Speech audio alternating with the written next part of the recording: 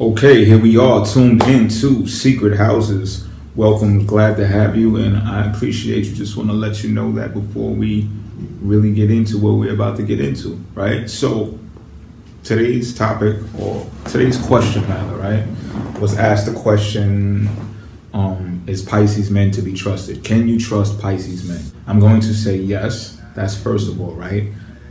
Let me continue by saying that it's tricky. A Pisces man has to know how capable he is. Well, you have to assess yourself and discern whether this Pisces man fits inside of your agenda somehow. And if you want to trust the Pisces man, you have to give them room and space to be trusted. Okay, if you try to box your Pisces man in, it's not going to work. Let me bring it to a relationship type setting, right? And say this, that with a Pisces man, you must beware of the sarcasm, empathy twist. It's a mixture, okay? And what happens here is the Pisces man delivers his words to you in a way that is sarcastic. However, the joking part, it's not a joke. This is the point that I want to make. It's told like it's a joke. However, it's not a joke. Do not take this as a joke. What the Pisces man is doing is he's expressing what he really feels about you, the things that upset him or do not sit well with him. You can either cherish this because they are being honest with you and they're doing it in a particular way that says, hey, I don't really want to hurt you. However, these are the things that if you want to get along with me, you're going to have to cut this out. This happens because of the high tolerance level that a Pisces man has. Okay, like some other signs or some other placements in the universe, you can see people respond or react to certain information quicker, or have a negative response, or show a temper in regards to certain small things, and a Pisces will just like take that like it's nothing and be like, okay. And this is where it comes into play, where people say like, Pisces, they don't like conflict and they don't want to get into no drama and stuff like that, because people realize that they could like slide in and say certain stuff around a Pisces, and the Pisces will just like let it roll off their back. Because one thing you should understand about a Pisces man, and this is one of the real reasons why you really can trust a Pisces man, because it's so minuscule. Pisces is always thinking about the bigger picture. Pisces man's always thinking about the bigger picture. So things that are minuscule, Pisces just looks at it and it's like, okay, moving right along, or moving forward. You know what I mean? If it does not violate a Pisces immediate 5-foot radius, they don't really care. And this is another thing that comes into play when people say that Pisces men are insensitive. See, it's one or the other. It's either they're compassionate or they're insensitive. Okay, so you're going to find things, and this is something that you have to keep in mind when you're discerning whether you can trust a Pisces man or not. Because as I said earlier, you have to assess yourself and discern whether or not the Pisces man fits inside of your agenda, and if you fit inside of theirs, because it's going to have to be like a mutual understanding, or it's not going to work. So like I said, right, insensitive or compassionate. So you have to understand the things that your Pisces man feels compassionate about, and whether they follow through on those things and whether they implement those things. And also, like, there may be things that there's going to be things that the Pisces is totally insensitive about, and this can turn you off. Like, for an example, like, let's say they'll be compassionate about, like children's rights or something like that, right? And if you mention something about like homeless people in the street, they'll turn their cheek to it and be like, so, and get up and do something, and flat out, there's no, and you may be turned off by something like that. However, as I said, you have to follow your Pisces man conviction to discern whether or not you can trust them or not. And if those goals don't align with your goals, Pisces man is not for you. To look for trust in that man it shouldn't be done. I'm telling you that now, right? Save you some headache, some heartache. If you want to trust somebody, you have to understand that if you let the little things bother you for certain situations, then the bigger picture gets tossed out of the window. Now, this is something to keep in mind, right? A Pisces man is going to have Pisces man is a visionary. A Pisces man is going to have things that they want to accomplish in life. And like people say, Pisces head is always in the clouds or is always in the future instead of remaining in the now and the present, right? They always are daydreaming and thinking about, because what's happening in a Pisces mind is they're figuring out scenarios that can happen, like the books that we read when we were younger, when they said, you know, you choose this path, the story goes this way, and if you choose the other path, the story goes that way. That is a great explanation of a Pisces man's mind. Okay, so they're constantly doing this, and what happens is people get frustrated because it seems like they cannot make a decision about right now. And the patience that a Pisces possesses, especially when they know what they're capable of. Remember I said that earlier. When they know what they're capable of, they will hold out. They will start to begin showing restraint on things that they feel are frivolous or do not, it's not an optimal decision. And they learn this through practice and behavior. Okay, so one thing I want to mention is in Western culture, this is frowned upon for the most part.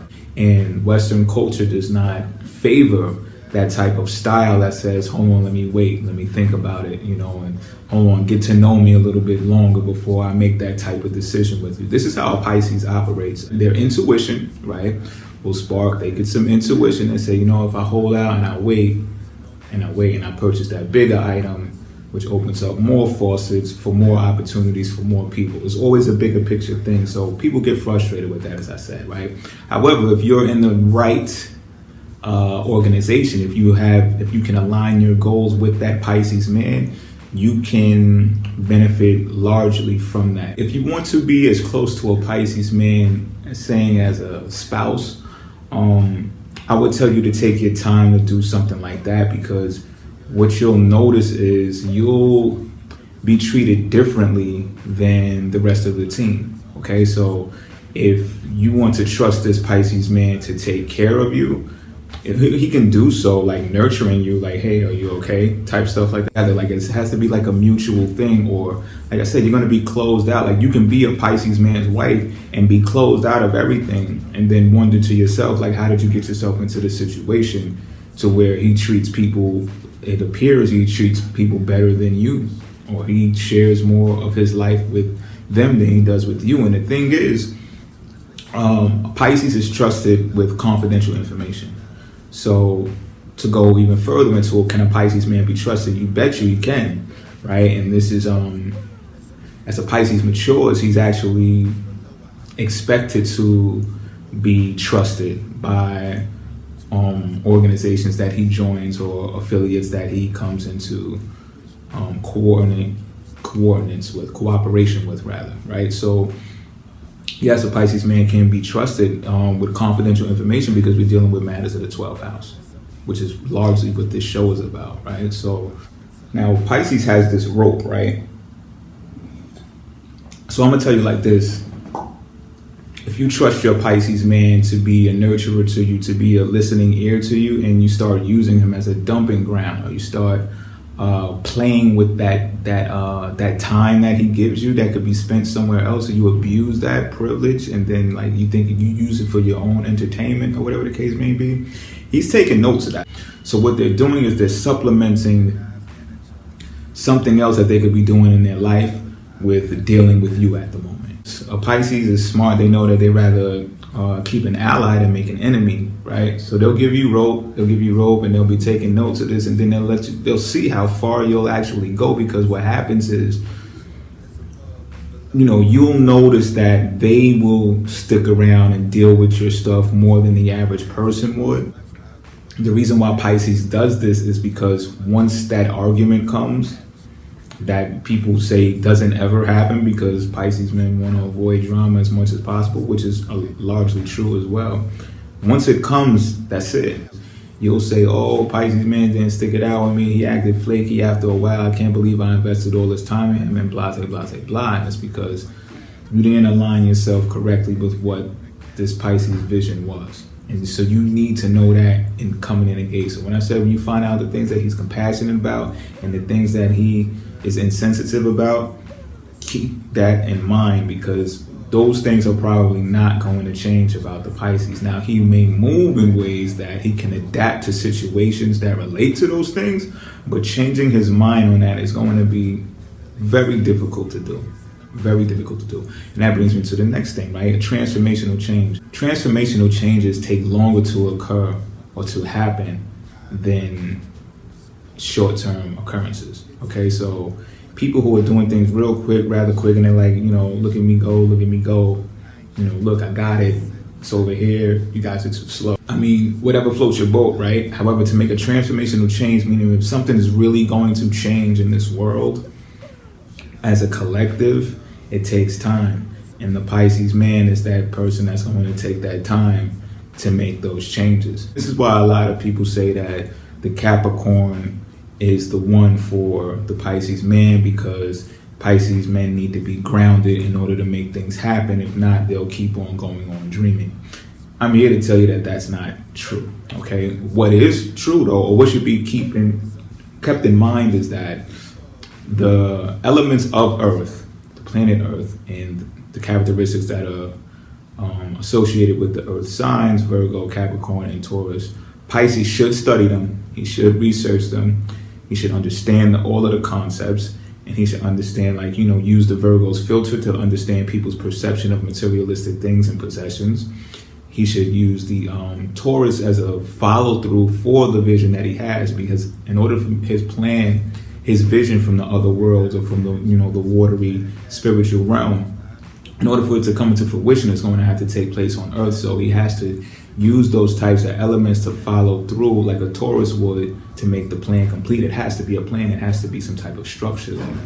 And like a Capricorn, you got to use the power of Saturn in order to construct that structure and implement it. And with that being done, it's going to take some restraints. It's going to take some decision making that is not usually found with immature Pisces man. Now, to cap this off, I wanna put an emphasis on the individuality of a Pisces man. Okay, in order to trust the Pisces man, you're going to have to identify his strong points of being an individual and see what he does with the resources that's made available to him. See what he does with the contacts that's made available to him.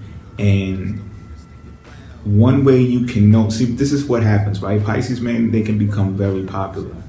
At the same time, though, a Pisces man is not going to have as many friends as the group as it looks like. Like if he's got thousands of friends on Facebook, it's probably going to be close to like 20% of those people that he's friends with.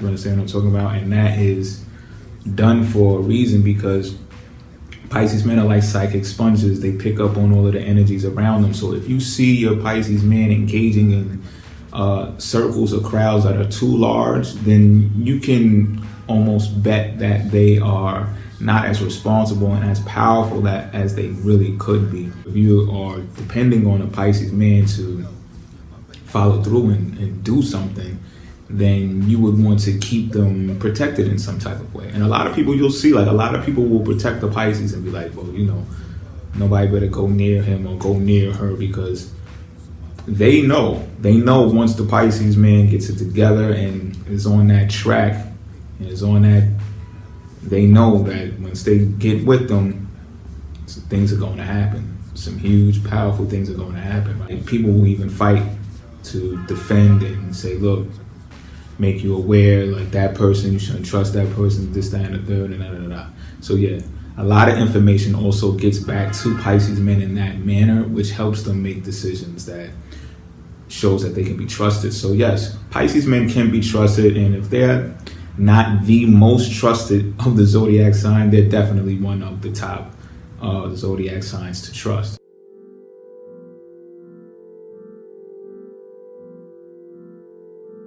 Shares above average, bro. Organized manager. T's Madagascar. See my drive, they reply fast as a NASCAR.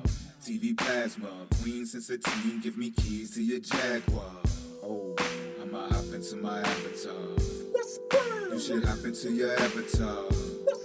Let's update each other's repertoire. As above, as below, I hop into her avatar. She has above average, bro. Hop into that avatar. T's Madagascar. See my drive, they reply fast as a NASCAR. Caged in my cage for days and on that. She Jesus I refrain, jealous of Mary Jane because my aim is a mouth. No smoke in my face, don't play that in my house, so obey.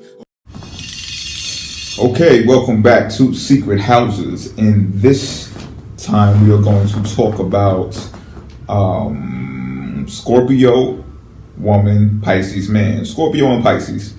Now, this relationship, right, is, if it's going to last long term, it's going to be because of Pisces' high tolerance level and the Scorpio woman's loyalty, okay? Because despite what people or what you may hear more often about Scorpio women, of them being, maybe treacherous or, downright evil or whatever the case may be, behind the scenes they are fiercely loyal people, even to their detriment sometimes. However, I can get into that. The point that I'm making is that they're loyal. So if you see or if you know a Scorpio woman who is loyal to a certain person or a group of people for a certain amount of time, you can bet that they're probably still going to be loyal to those people until the wheels fall off. All right, so let me get into it now.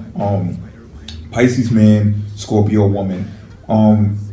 There's a difference here with the quick temper of the Scorpio woman and the high tolerance level of a Pisces man.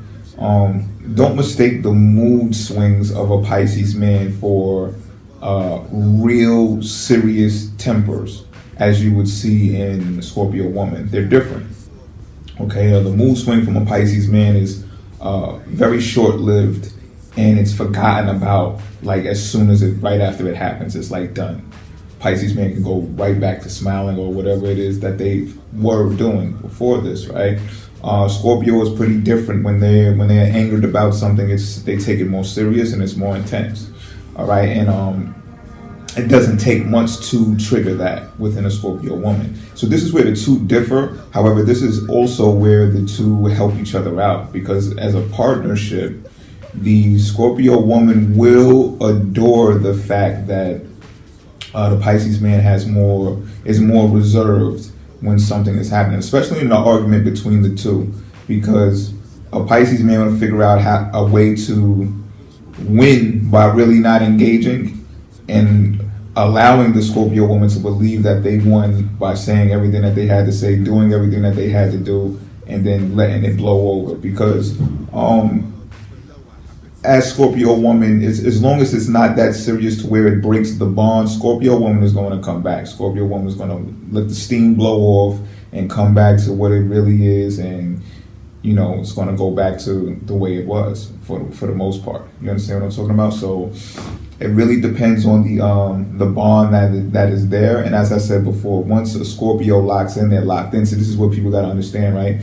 Despite their sexiness, they're very how should I say, a provocative way of going through life, right? They really want to settle down, okay?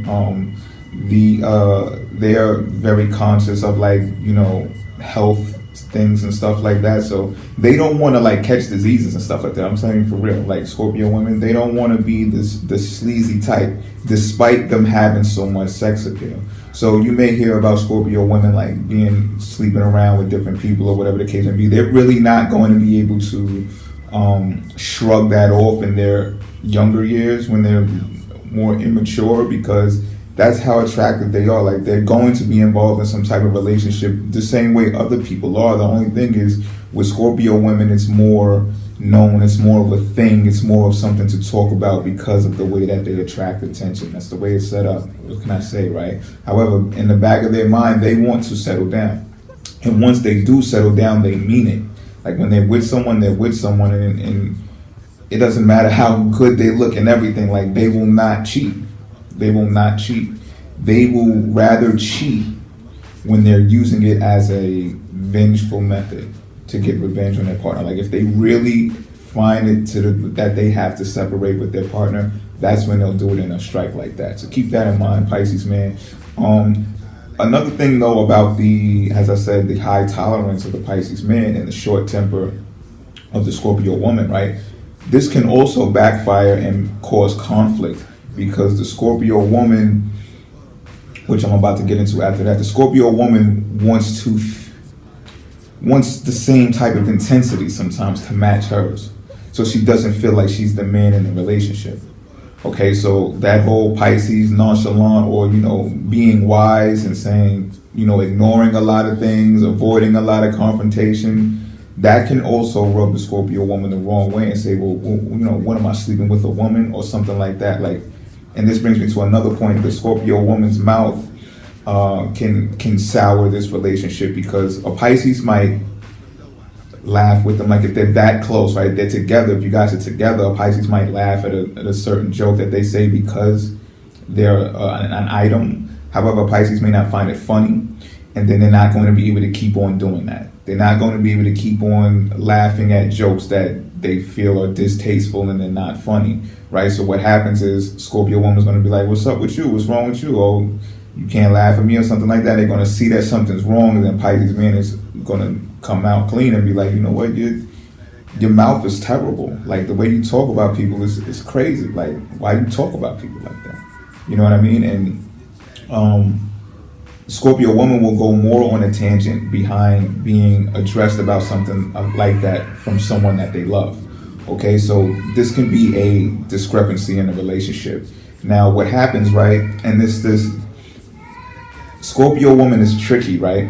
Because Scorpio woman loves power. So let me tell you the best way this relationship will play out. If the Scorpio woman comes to the Pisces man when the Pisces man is in a powerful position at a powerful time in a Pisces man's life, this could be great for them, because that's when you have really won the Scorpio woman's, not just her heart, but her mind as well. This is when her mind is locked in, because a Scorpio woman loves power. Okay, she loves power. So when she's drawn to it, she'll come for you when you're at that level. If not, you'll be chasing a Scorpio woman, Pisces man, and that's probably not the best thing to do. I'm telling you that right now, right? Because it may hit off in the beginning, but after a while, Scorpio woman is smart. She's gonna be like, oh, you knew I was hot when you came on the scene, and that's why, and I needed something to do, and that's why this whole thing happened. However, what I'm saying is this: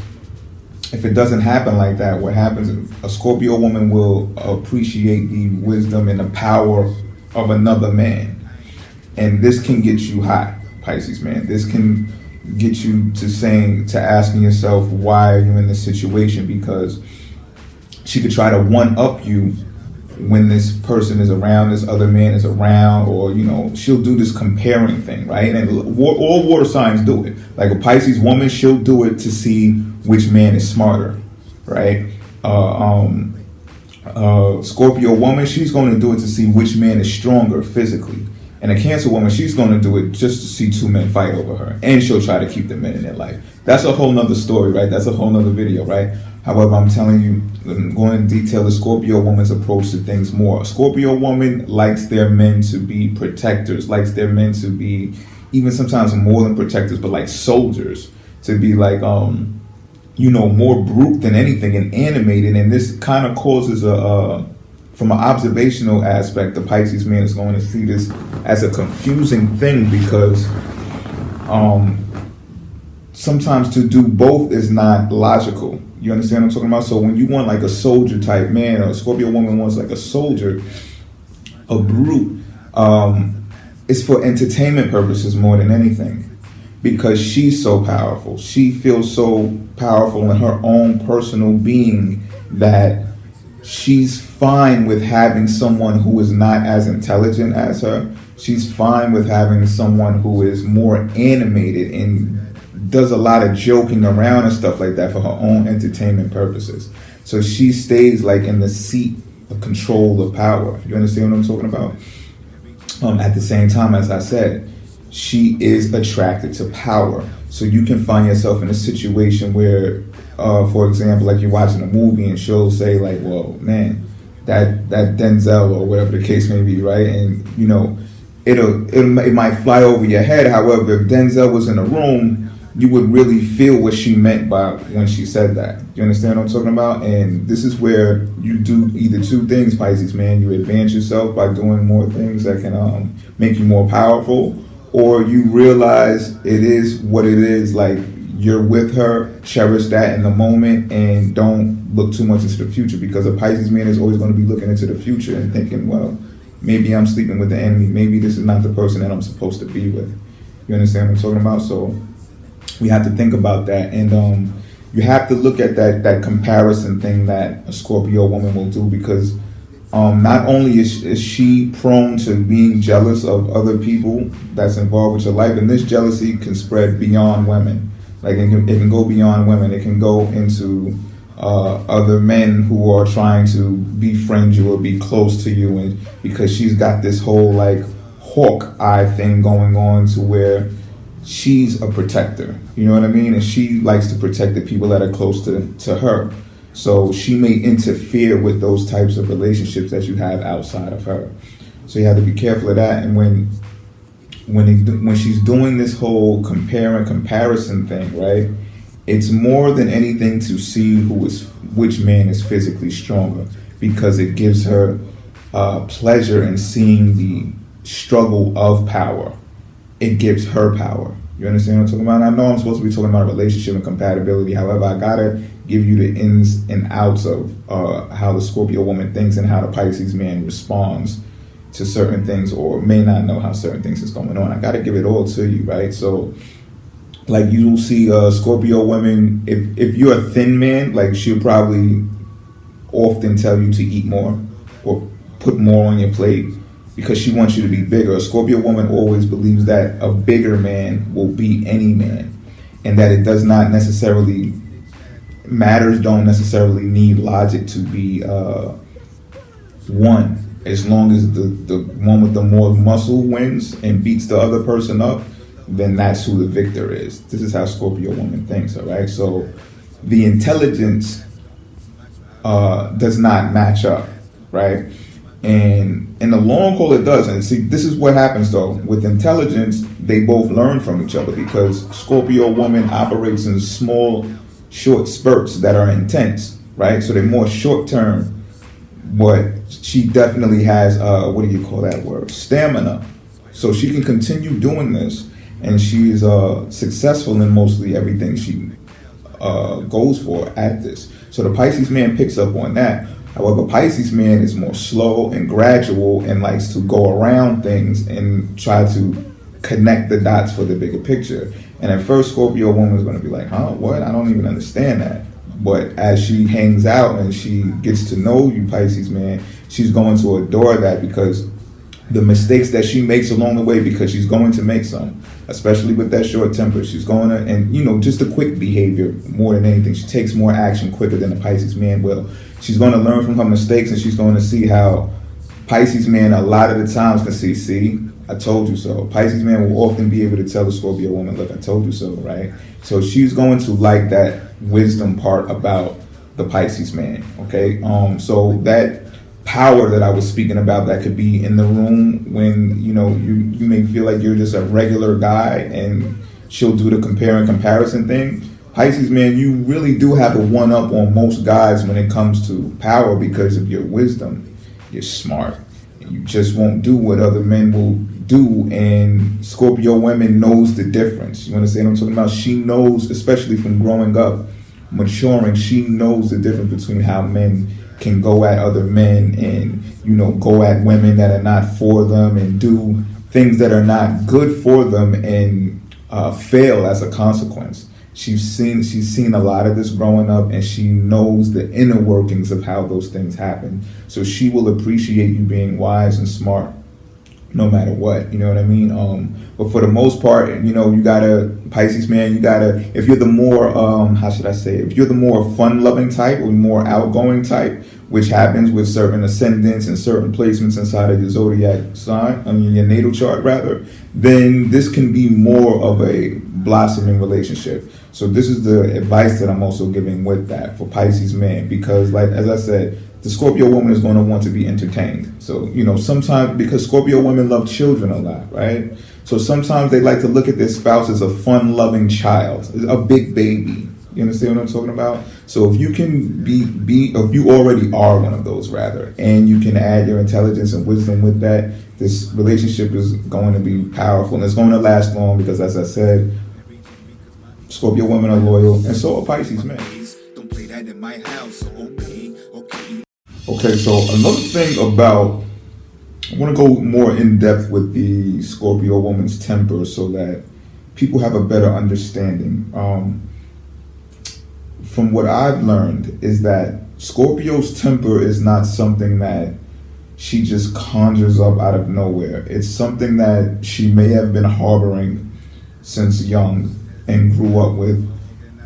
And what it is there are injustices that it can be either both, that she's experienced herself personally or that she's observed that to her, she identifies them as being wrong. And if she did have the power to change those things or make a difference when it comes to those things, she will. That's why you can also find Scorpio women doing charitable things. And, even if they're not in the best financial situation, which is rare, they're good with money, they'll still do something charitable that does not cost money. Because they often weigh the injustices and they ask the question, well, why does this happen? Or why does this person get away with that and that one doesn't? This, that, and the third. Some of these things can be largely political. So when they lash out at things that you may think that it's just like an everyday conversation. It's like they observe something and they see something and they respond to it quickly and it comes out sounding all harsh and curse words all over the place, or even if they're talking about a story and they're using a certain type of dialogue that rubs you the wrong way, it's deep seated. And I know Pisces men, this is why Scorpio women is gonna love Pisces men. And for the most part, like I see a lot of Pisces men, Scorpio women friendships, right? And that have the potential to be much more. And this is why I say I think it's those things happen for long term better than they do for like short spur of the moment or relationships on the whim, right? Because what happens is the Pisces has such great understanding that they see this. And don't get it twisted, right? A Scorpio woman at first may get kind of leery because they pick up on how the Pisces man can empathize and actually feel what they're thinking and what they're going through without necessarily saying it, but it's by the attitude, the body language, the behavior that they show, because Pisces will respond with a particular question that is like, because they're both investigative, so Scorpio woman might be like, well, why do you ask that? You know what I mean? Knowing why Pisces man asked her that, and then the conversation gets very intellectual, and she likes to hear the Pisces point of view. Because if it's even if it differs with hers, he's going to give her some type of facts to hold on to and probably give her a perception that no one else has given her, or one that she hasn't been able to think of. And the reasons why is because she's a fixed sign. Scorpio woman is a fixed sign, so when she sees an injustice, right, she already has it made up in her mind that, hey, that's wrong. That's wrong. Not saying she might have not tried to look at it, but it doesn't, I'm telling you, with Scorpio woman, it doesn't really matter. She's like, that's wrong. And if that was, I'll do this and I'll do that. You know how they can be, right? So Pisces man understands that this is coming from a deep-seated place. So this makes him more investigative, and for the most part, Scorpio women are secretive. And for the most part, Pisces men are secretive.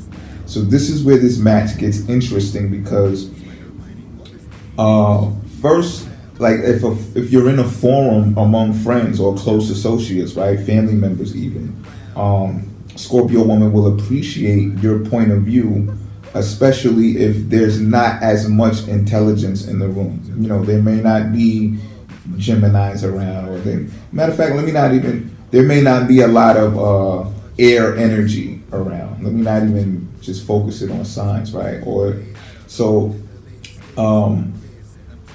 fact-driven information and different perceptions is going to open up the Scorpio woman's mind, and they're going to appreciate that approach to the point where they may even want to take the conversation into a more secluded area and like really close off the other people that are around.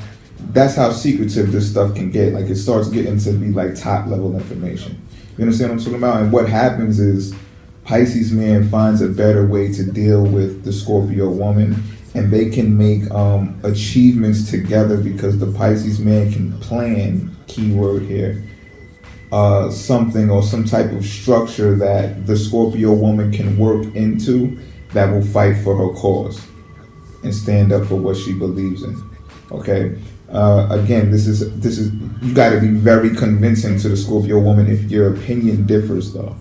If your opinion differs, right? It's going to be very hard to change the Scorpio woman's mind, and in fact, sometimes not even possible. You know, so that's another thing that you're going to have to look out for, Pisces man. That struggle that you may be trying to save everybody and save the world, you be trying to save your Scorpio woman on matters that her mind won't change on. It can backfire and just drain. It could be draining. It could drain a lot of energy out of the relationship that could have been put in another area, if that makes sense. So, but for the most part, I mentioned this because I want the both of you to understand that Scorpio woman is more of a steely exterior type. She's not the one to really wear her emotions on her sleeve until you hear her dialogue. When she's angry about something, that's how you know that she actually has emotions, right? And they're very good at concealing them. However, on the inside, they're deep people. They're deep people, and they really care about certain stuff, but they know to conceal it because they know a lot of workings of the world to where people will attack your vulnerabilities. And Scorpio woman is not having that. You know, she's not having that. It'll be a cold day before she has that. You know what I mean? So you really got to get to know her. And this is why I said before, she can actually get leery sometimes when conversing with a Pisces man until they grow into each other. Now, sex with a Scorpio woman, Pisces man, this can be really, really, really, really, really, really good, right? Especially when they first start hitting it off, because Pisces got that kind of like Pisces man has that kind of like perverted type way of looking at sex a lot. You know what I mean? And once the Scorpio woman picks up on this, it's not going to be difficult at all for her to get a rise out of the Pisces man. You know, she's going to be using cunning tactics, and it's not going to take much. You know, it could be some teasing going on, and once she starts laying that on, Pisces man is going to be highly interested. Guys are going to hit it off a lot in the beginning. This is what happens though. This becomes more like a marriage, and it's more because of the Scorpio woman's grip on power, because of her body part, or should I say the powerful, like Pisces men ruled by the feet, right? Scorpio woman's ruled by the libido. Did I pronounce that right? I hope I did, right? By the privacy area though, right? So you would think, or a Pisces man would think from knowing this, because I know when I first learned this in astrology, I was like, whoa, that means that I'm going to have the most sex with Scorpio women, right? And it's going to be the best. I'm going to tell you this, right? What happened? Consequently, Scorpio woman is the sign that I've had the least amount of sex with. If I have this, no, Virgo. If I have this correct, yeah, Virgo probably. And but it's not top 5 with a Scorpio woman. I'm like, how is this happening? Come to find out, this is what happens. Like I said, attracted to power and power driven. Scorpio knows how much power is in that sex thing, right? So what a Scorpio woman will do is use her sexual prowess as an advantage, and yes, even to the person that she loves. She will hold this over your head to make sure things go right domestically in the household, things go right financially. She will wield her sex over you as a weapon and as a learning tool, as everything. It kind of like really rules a whole lot of things, because I started understanding after a while. I'm like, you know what? having a by myself meeting, and I'm like, I'm not getting it like I used to get it. You know what I mean? And then it came times where I had to ask for it, I had to request it, I had to have a time, a place. I was like, yo, what is going on here? You know what I mean? But it taught me something. It did teach me something. It taught me that, for the continuance of having sex is a benefit. You know what I mean? Sex should be held as something sacred. It shouldn't be something that's considered to be so loosely available, because what men have a tendency to do is they start losing a grip on the everyday things that they're supposed to do to make themselves better as men. Scorpio woman understands this to the T, and she uses it professionally. You understand what I'm talking about? And but for the most part, I'm there's been some kinky things that have went on with myself and Scorpio women, and I salute that. I definitely salute that. So when it's like other girls are not willing to do this, that, and the third, that's not going to be a problem with Scorpio woman. They actually also later on in life, right? You'll find this out. As I said before, though, like they'll use sex as they'll wield it over you as like a type of weapon. They can be real sinister with it as well, to the point where they'll like use it on you. Like they'll be like, "Come on, I want some sex right now." Like spur of the moment, out of nowhere. There's no energy in the room. There's no leading up to that. And this might conflict with the Pisces man style, because Pisces men love to take the gradual steps to the actual act. So when Scorpio does this quick action behavior, as I spoke of before, Pisces is caught off guard. And it's like, oh, okay, and if you don't, things can go left, things can go right, because if you don't respond to it in a certain way, they may be investigative and be like, they have that suspecting eye on you, like, oh, so what, you sleeping with other people now, or why are you not ready? You know what I mean? And you really don't have nothing to say in your defense, Pisces, unless she knows you, unless y'all seen this video, unless there's other type of content out there that I can explain to you why sometimes it takes Pisces some time to get in the mood, or whatever the case may be. Pisces are more moodier.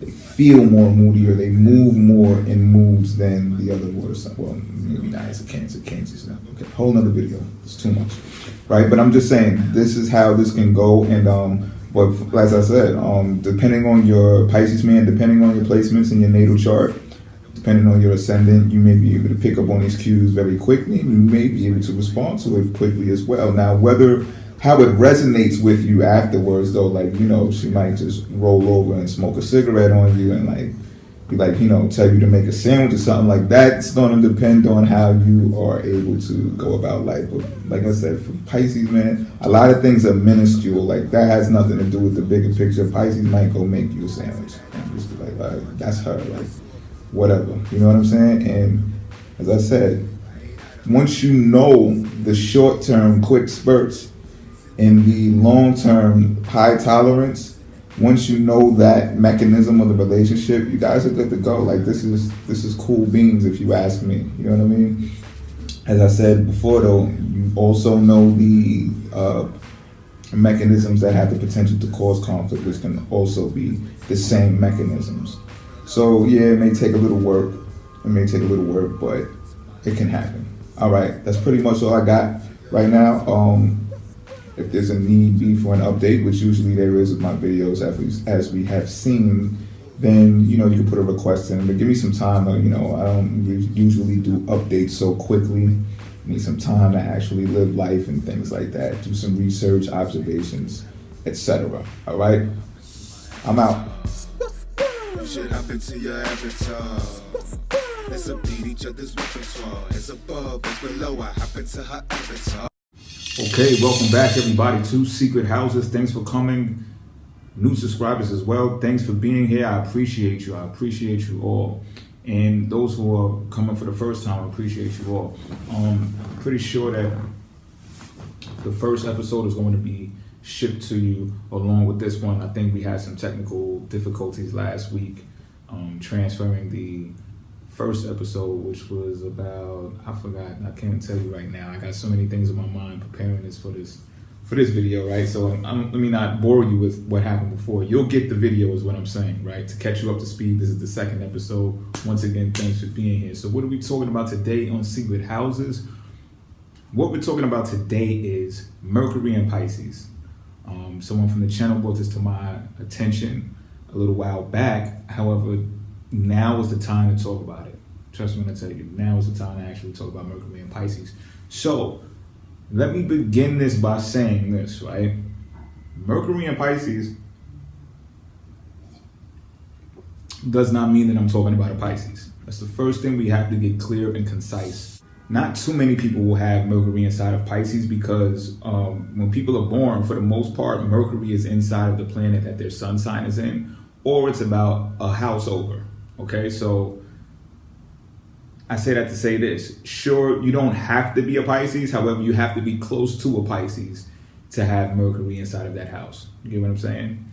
Okay, so with that being said, let's move right into it. Why is it such a thing, or why is it a thing, rather, that someone would want to even bring Mercury and Pisces to the forefront? And the reason for that is because the planet Mercury falls inside of Pisces. Now, for novice astrological learners, what happens when planets are detriment or they fall inside of a sign, it means that they are at their weakest point, meaning they don't express themselves fully according to their nature, to the nature of that sign. So I'm going to give you a better example quickly before we jump back into Mercury and Pisces so you can definitely understand what I'm talking about. Okay, Mars in Cancer, if you ask me, is a perfect example of what a planet means to be inside of, to be fall inside of a sign. And the reason being is because we know Cancer deals with family members, deals with the home, nurture, right? So if you have Mars there, Mars is the planet of singularity, the me planet. It's me. It's a solo mission, right? So Mars does not feel comfortable inside of the sign of Cancer because it's like, what do you mean, my family members? Think about the family. Think about everybody else, the people inside of the house. I don't care about none of that. I care about me because I'm Mars. This is the Mars energy. It's the singular energy, okay? So that's the example that I give so you can understand what a planet means to be in fall. So now let's get back to Mercury being inside of Pisces and what that means, right?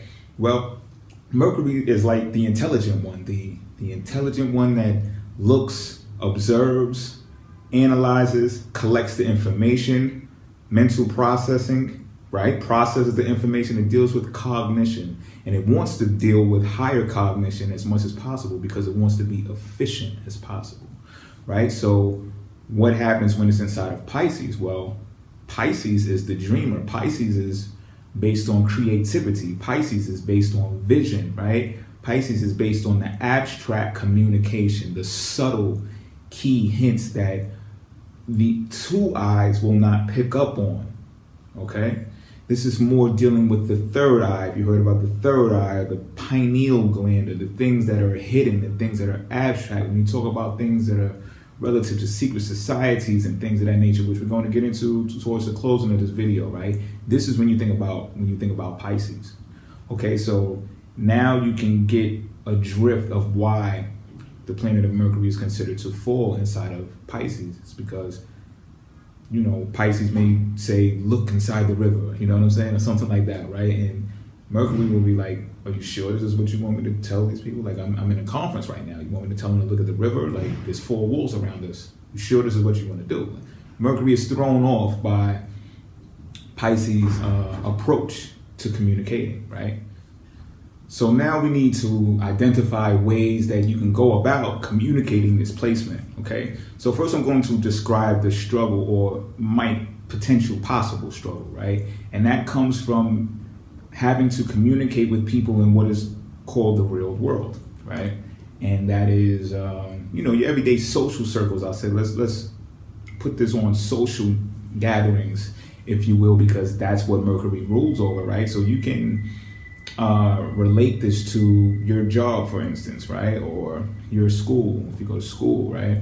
Because you're inside of a forum where you have to communicate to each other on a daily basis. So what happens is this placement, you may feel awkward with this placement because it's like you want to say something that is of your natural element, which deals with your creativity and the visions that you have, and things that are subtle. And you ask yourself, you say, well, I seen this. Does anybody else see this? And for the most part, for people who do not have that, first of all, that placement or a similar placement, or a strong placement for that sign, rather Pisces, then it's going to be difficult for them to understand what you're trying to tell them. So what happens is this, right?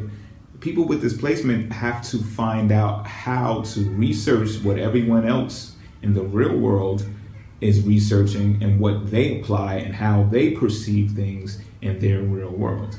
Okay, so this is a lot of the times when you hear like Pisces, or you hear people say that Pisces are phony, or they're deceptive, they're elusive because they're like this one minute and then they're this way the next moment. And it's because you can relate this to this placement. It's because you have to utilize that Piscean energy in some type of way in correlation with Mercury. So what you do is you use the adaptability, which is the natural attribute of Pisces, to be adaptable, right? It's the mutable sign.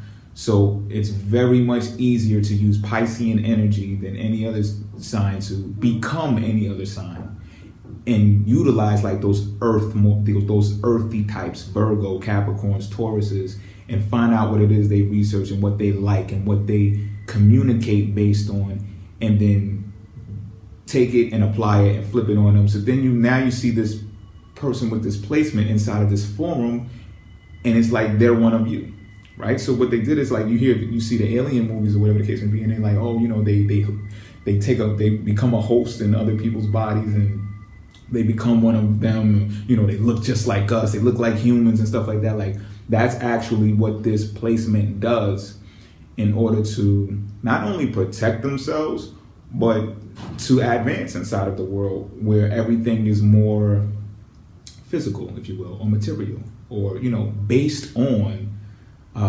fundamental communication, things that are seen with the two eyes. Okay, so that's the way you balance that out. Now the struggle may come, like I said, like people may pick up on this and say,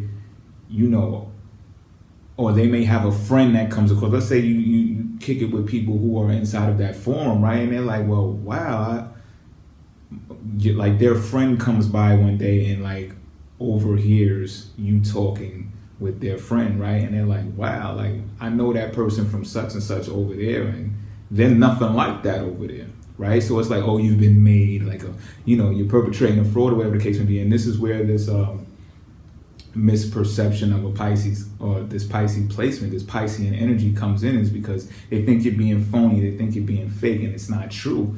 It's really one of your natural elements that you are applying in order to get along with other people, okay? And you can see a Pisces doing this very well, like mimicking the traits of other people in order to get along, right? Because we too, or people who may be a different sign close to Pisces or whatever the case may be, want to advance in the world too, right? You don't always want to be the oddball. And this is for Pisces who find themselves in positions, or people with this placement who find themselves in positions where they have no other alternative for the moment, because they have not yet figured out how to create their own world and create their own opportunities to where they don't have to rely on being in these social circles that reflect what it is they want or what they desire, right? And I could relate this back to some years ago. I was speaking to an actual Virgo, because you gotta understand, right? Pisces is the opposite sign of Virgo, and that's why the planet is in fall, because Mercury is the ruler of the sign Virgo, right? That makes any sense. So, while other people will take their sextiles and work them to the best of their ability because they're simpler to approach those aspects, right?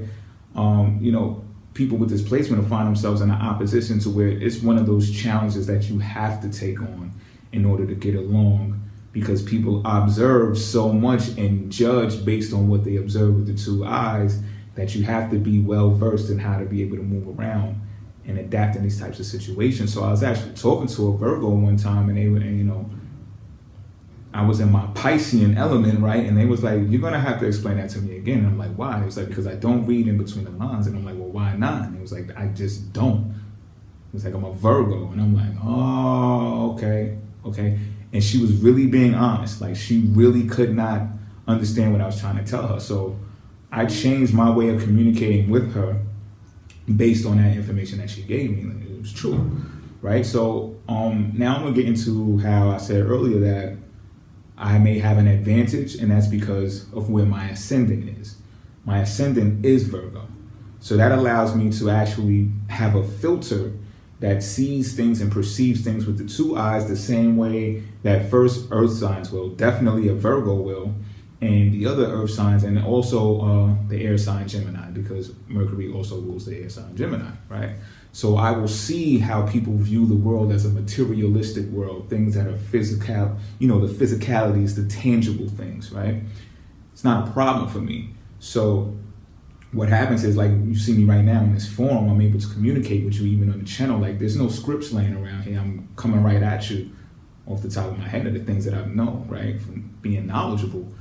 And I'm not nervous or anything. You understand what I'm talking about? So I believe that my ascendant gives me that advantage. Now, you may see other people with this placement who don't have a Virgo ascendant, who may have more difficulties expressing themselves, and it is because of Mercury being inside of Pisces. It's not the end of the world, or as bad as people may make it sound, because it already sounds bad, right? Because a planet is in fall inside of a sign. You're like, oh my, you people are screwed with this placement, right? And truth of the matter is that's not actually true. And I'm going to piggyback on something that someone else actually said, and I'm gonna give credit when it's due. I picked this up from the KRS channel, the guy who teaches astrology on the KRS channel on YouTube. You can check it out when you get time, right? And he said something about planets being in full and detriment, which has a positive outcome. And I found it interesting. He said, don't quote me word for word, but this is as close as what I can get to is repeating what he said. He said that when planets, this is for Western societies, right? Because the Western societies is built so much of materialistic things and things that are tangible, that when planets are in full or in detriment, inside of a particular sign, it actually generates wealth, because Western societies base wealth upon tangible things. See, when things got started way back on the Eastern side of things, wealth was considered what you knew. It was based on knowledge. That's where your prestige came from, your education. However, when things shifted over to the West, it became about your things. It became about your possessions. It vibrates on a low frequency. So, with that being said, with the planets being low, it correlates well with the low vibration of things that are tangible. You understand what I'm talking about? So what happens is, when these things are being constructed, when these things are being discussed, when they actualize, they turn into wealth.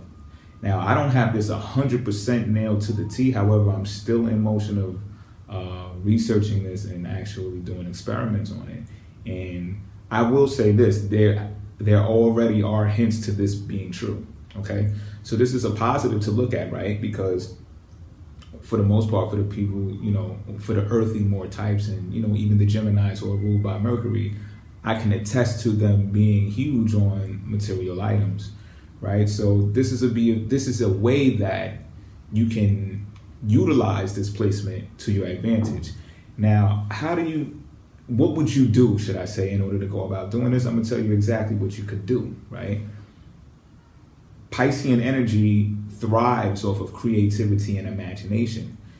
However, what can happen with this placement is the rest of the world doesn't pick you up as being serious, because it's not reality based, right? It's that other world that we was talking about in the beginning. So what happens is, with this Piscean energy, you have to construct something that makes it a tangible item, makes it a product. So I'm going to relate this to the film industry as a great example. When you take your imagination and your creative thoughts and these visions that you have from the Piscean energy, and you construct it into an item, something that someone can purchase and call it a product and say, this is mine, you know what I mean? And then you put it and you communicate it in a way that says, okay, there may be some subtle messages in here, right? There may be some symbology or whatever the case may be that goes on inside of here, right? But if you can take the smallest amounts of communication that everyone can relate to and combine those elements to where it's like, oh, okay, I get it. And then, oh, let me rewind it because, oh, people start seeing, they get the message, such as movies like Sixth Sense or Inception or Interstellar and stuff like that. Then you get to understand exactly the way this energy can be manifested inside of, the real world, as they put it, right? So that is a way that you can actually see or test if what the guy was saying in the KRS channel, if it really has some actual truth to it. So, okay, now here are some extra things to look at with this placement, right? You're dealing with Pisces, you're dealing with Mercury, right? We already know the signs that Mercury rules. Now think about Pisces being ruled by the 12th house, okay? 12th house deals with self-undoing. I want you to think about that for a moment, right? Because somewhere along the line, this placement has taught you that you can say the wrong things at the wrong time to the wrong people, all right? And it comes back on yourself. This is something that happens when you're in reflection mode because that deals with the 12th house. You go in isolation, you reflect on yourself, right? Because you want to renew yourself, 12th house energy. So when you come to the conclusion that this placement has the potential to happen, you have to school yourself and say, listen, okay, I get it. People over here, they don't understand what I'm talking about. So you can take the choice to force feed it to them or be very adamant about your beliefs and what it is that you see or you pick up on or that you perceive and shove it down their throats. You can take that approach if you want, or you can do what a person who knows this energy, this Piscean energy, which is mutable, which is adaptable, and you can go around everything that they want to avoid facing and figure ways out to get what you want accomplished. You understand what I'm talking about? So it basically goes from like, if you want to express something that's seen with the third eye, right? In everyday regular conversation with Virgos, you're already setting yourself up, right? However, if you want to design a movie, a product, whether it's a short film, it'd be 7-8 minutes, right? Using this as an example, I think it's a great example for the time right now, right? But if you want to do that, you can take that approach as well. You understand what I'm talking about? And with the internet these days, and you can just post it and leave it there. So you don't got to force it on anybody. However, if they come across it one day and they just press click and then they watch a minute, they watch 2 minutes, they watch 3 minutes, now you're getting your point across. When they watch it to the end, you may get your full point across, and they may say, hey, you know what, this guy or this girl is great. They're terrific. They're so creative. They're such visionaries. And then now you're getting in. Now you're resonating with people, and you don't have to personalize it so much. People with this placement, okay? Because you don't have to beat yourself up. There are ways around it. And this is what I'm saying. With this energy, you're not being a sucker. You're not being soft. The placement is there for a reason. It's challenging you to dig deep and say, you know what? This doesn't define everything. Like, I can go around it as the mutable sign that's there and do what I have to do. Okay, now what's also is important about this relative to 12th house energy is confidential information, behind the scene events, and secret information. Okay, and why do I say this? Because Mercury is inside of Pisces. It's falling there. And this is why I'm saying the more of a reason that the placement is there for a reason. If it's falling, think about it, right? Things that are confidential, things that are secret, these are the things that you go to express to other people on a regular type of day, and they don't understand, they don't get it. You get it, but don't think that you're alone in getting it. There are people just like you who have this placement, or there are people that have Mercury somewhere that enables them to pick up on the information that you're communicating to them. There are people who have Piscean placements placed in specific places where they're able to pick up this information the same way that you perceive it. Okay? They may have Pisces ascendants, so their filter is Piscean. So they get it all day. Click of a finger. Oh yeah, I know what all of this is about. Turn it up. Right? So don't think you're alone in this. The thing is, you have to find your tribe. So this is why I'm stressing this 12th house energy along with this placement in this lesson. It's because you have to realize that there's people out there who are actually depending on you to create this material and deliver it to them and get it to them. And they're also depending on you to shield it. Now, I know there's a lot of talk right now about secret societies, this, that, and the third, what they are, what they aren't, the terrible things about them, the good things about them, this, that, and the third. We can go on all day about that, right? And this is particularly why I made this show, Secret Houses, and now it's more of, it's a subscription thing than it is out in the public. You know what I'm saying? And it's because I believe there is an honor to keeping privacy. There's like, people look at the government, for example, right now, right? And they say, oh, they're trying to infringe upon our rights and they're trying to, invade our privacy and stuff like that. See, that's when the flip side of it comes into play. That's when people who are more earthy types or more materialistic types who see everything with the two eyes, that's when they get upset. It's like, oh, you want to invade my privacy? Now you're private people. And this is not to beat them up or anything. I just want to give an analogy so that you understand the difference between the two, right?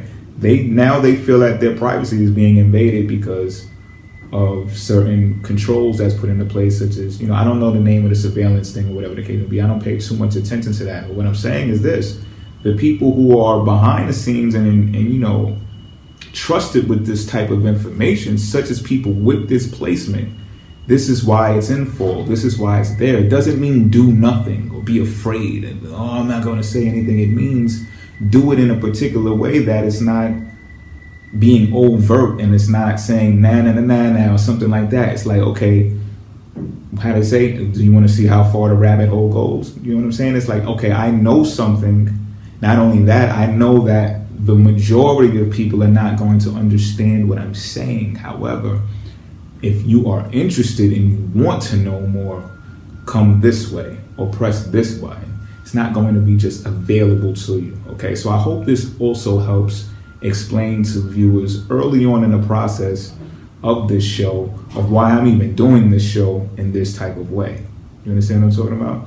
And yeah, pretty much you guys are already in tune to where the channel is and how we communicate there. We can still do that. We can still, you have questions, I'll answer some of them there. And if I say, next on Secret Houses, or if I say, subscribe and we'll talk about this later, or we'll talk about this in the show, you understand exactly what I'm getting at or why I'm saying that to you. My intent is not to disrespect you or make you feel like we don't have a connection or anything. It's because of what I just told you, okay? Placements like this, Mercury inside of Pisces. I'm glad this was brought to the attention. If you have any more questions, great questions like this one, or great topics that you want to touch on like this one, you already know what to do, all right? So everyone, enjoy yourselves. Thanks for coming back once again, and I'll see you next time. Hello, everybody. Welcome back to Secret Houses. And this time we are going to talk about Pisces man and Virgo woman. They know from the YouTube channel that I have the least amount of experience with women who are Virgos.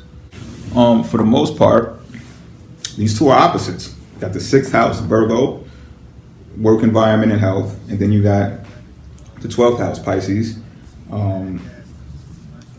self-renewal, reflection, and the house of private matters, secrets, right? Confidential information. So, it's, and I'm going to say this too, right? From my experience rather quickly, conversation happens to be the very best. I don't believe I ever had sex with a Virgo woman, so that goes to show that, right? So of course I'm going to say conversation is the best, but I mean it though. I've been on the phone with Virgo women for hours.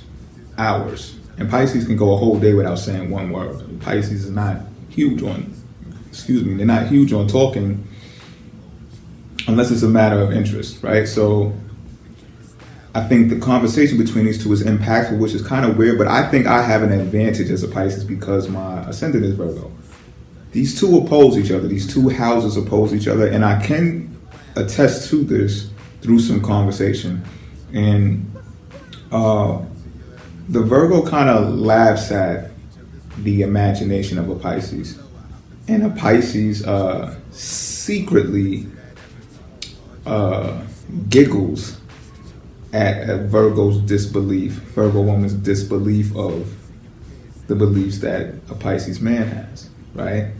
Which deals a lot with the imagination. There is a level of respect found here, though. That says, okay, I won't cross too far into your world, don't cross too far into mine, right? And this is where I believe I have an advantage, though, because over the years, I've developed a higher cognition, apart from what I've naturally had through education and things like that. So when I'm speaking to Virgo women these days, it's they pick up on it as being very efficient, and they like things like that. They like things that are efficient. They like things that make sense to them. They like things that are practical. Like I said, I think I have an advantage in that aspect, and that's partially where the respect comes from when we are in dialogue. So what I'm able to do with the Virgo ascendant and having higher cognition is I'm able to tap into their vein. Well, the Pisces, you may able to do this without going to college or any of that stuff either, because you have the ability to become any sign that you want. Regardless if it's Virgo is your opposite, you still know how to be that chameleon, right? But for the most part, I'm able to express dialogue with a Virgo the same way a Virgo does, definitely because of my ascendant. It doesn't mean that I want to, though. It doesn't mean that I want to, and I'm going to get into that right now. It's because, as I was saying, like, the thing that Virgos really are perfectionists. When people say Virgos are perfectionists, the way they see things, they believe that's the way things are, and they can believe that that's the way things are for everybody. Like, they can point out everyone's faults and everyone's mistakes and everyone's wrongdoings and correct them on it and everything, right? And a lot of the times, some of that stuff is right. A lot of the times, it is right. You understand what I'm talking about? However, it's still their perception, and it's not aggregated, should I say. You know what I mean? Now, if there's a poll that exists that supports what the Virgo is saying, even better for them, right? They're going to take full advantage of that, and they're going to say, well, there's a poll that says it, and they're going to state the statistics and all that. Pisces, man, you can appreciate this about a Virgo woman, though, right? She knows her stuff. But at the same time, a Pisces might play devil's advocate and say, well, what about the 28% who disagree with that, or who did not fall into that incidence level, or whatever the case may be? Have you ever thought about that? And then, a Virgo might get frustrated because they don't want to think about that. They already know the truth, what they believe to be the truth, right? Which is the fact. So, I mean, really, like, in that aspect, this is why we click conversational-wise, because I really won't argue with that either. However, this is where a debate can cause some type of conflict between the two. Virgo is so critical of human behavior that they don't understand that some behavior is learned. When it doesn't meet their standards, it's not a rebellion against, it's not to rebel against them or their way of thinking or what they deem to be perfect. It is actually sometimes that person's implementation of their perfection, of who they are supposed to be, who they are born to be, or who they are born or becoming, right? And sometimes Virgo does not give that room to breathe. And you can see this happen with their kids. They're not the greatest advisors, is what I'm saying, right? They'll be great. They're great at observation. So on a scientific approach, yes. But they are not the greatest advisors. And the reason is they put too much of their own personalization, and they emphasize that on other people. They make that the emphasis of other people, and that's where other people see them coming across as being high-strung. You know what I mean? They want to help, and they will help to the best of their ability. And it makes you think, well, if you have such a problem with that, or with that type of behavior, or with that type of person, why do you help these type of people? You know, these are the questions that Pisces, if they do not ask the Virgo woman, they ask themselves. Like, why does she participate then? You know what I mean? If she doesn't like it. And this is what I want to come into saying now. I find them to be the most contradictive sign in the zodiac. And like, it's weird, like you'll see them, like a Virgo woman, a run for diabetes, but work in a bakery. That's what I'm saying. Like, you know, they can be found participating in the same thing that they criticize. Or if they're not doing it themselves, they're associated with people who do what they don't like. And it bugs me out. Even with relationships, I think what Virgo women do is, I don't think they're the best people in relationships either when it comes to romantic relationships. They have the best friends, like people who have Virgo friends, they're gonna love it. They're gonna love the Virgo. Because like I said, they're service people, they're always helping. Even in their sleep, they're like helping, right? They don't get much sleep, by the way. But with romantic relationships, it's like they settle out, I see. What it looks like to me is they settle a lot. And as a Pisces, I think I stand in a great devil's advocate to the Virgo woman. I think that they appreciate that. I think that they appreciate it because a Pisces man is not going to go off on a whim about what they believe, like in a playful manner. A Pisces is going to go in depth, you know, and might even use an example that might be concrete enough for the Virgo to consider, right? So it's always an interesting conversation, as I said in the beginning. For me, preferring to be the study, because I don't want to be, you know, I guess you can call it a type of phobia of mine, maybe, to actually join with a Virgo woman, because I think once that happens, that gives them the upper hand to critique me to the point where they don't have to expect any type of debate behind it. Because I think, like I said, they settle. So I think once that negotiation between the two is settled, it's like game time. It's like fair game for them to rip you apart. And you know, I've heard them and I've seen them do it enough times to know that I don't categorize it as love. You understand what I'm talking about? And I don't necessarily need love. Like, I don't necessarily want love from a Virgo woman either, I don't think. I actually enjoy them being critical and analytical and stirring up debates and causing conversation. You know, I'm not the one to be critical until they are, to let them know I'm analytical too. See, that's my ascendant. I could play that game with them all day if I wanted to. You know what I'm saying? One thing I do find interesting, well, another thing that I find interesting about Virgo women is that out of all of the earth signs, I tend to feel them the most. Like, I get them more than I get the Tauruses or the Capricorns.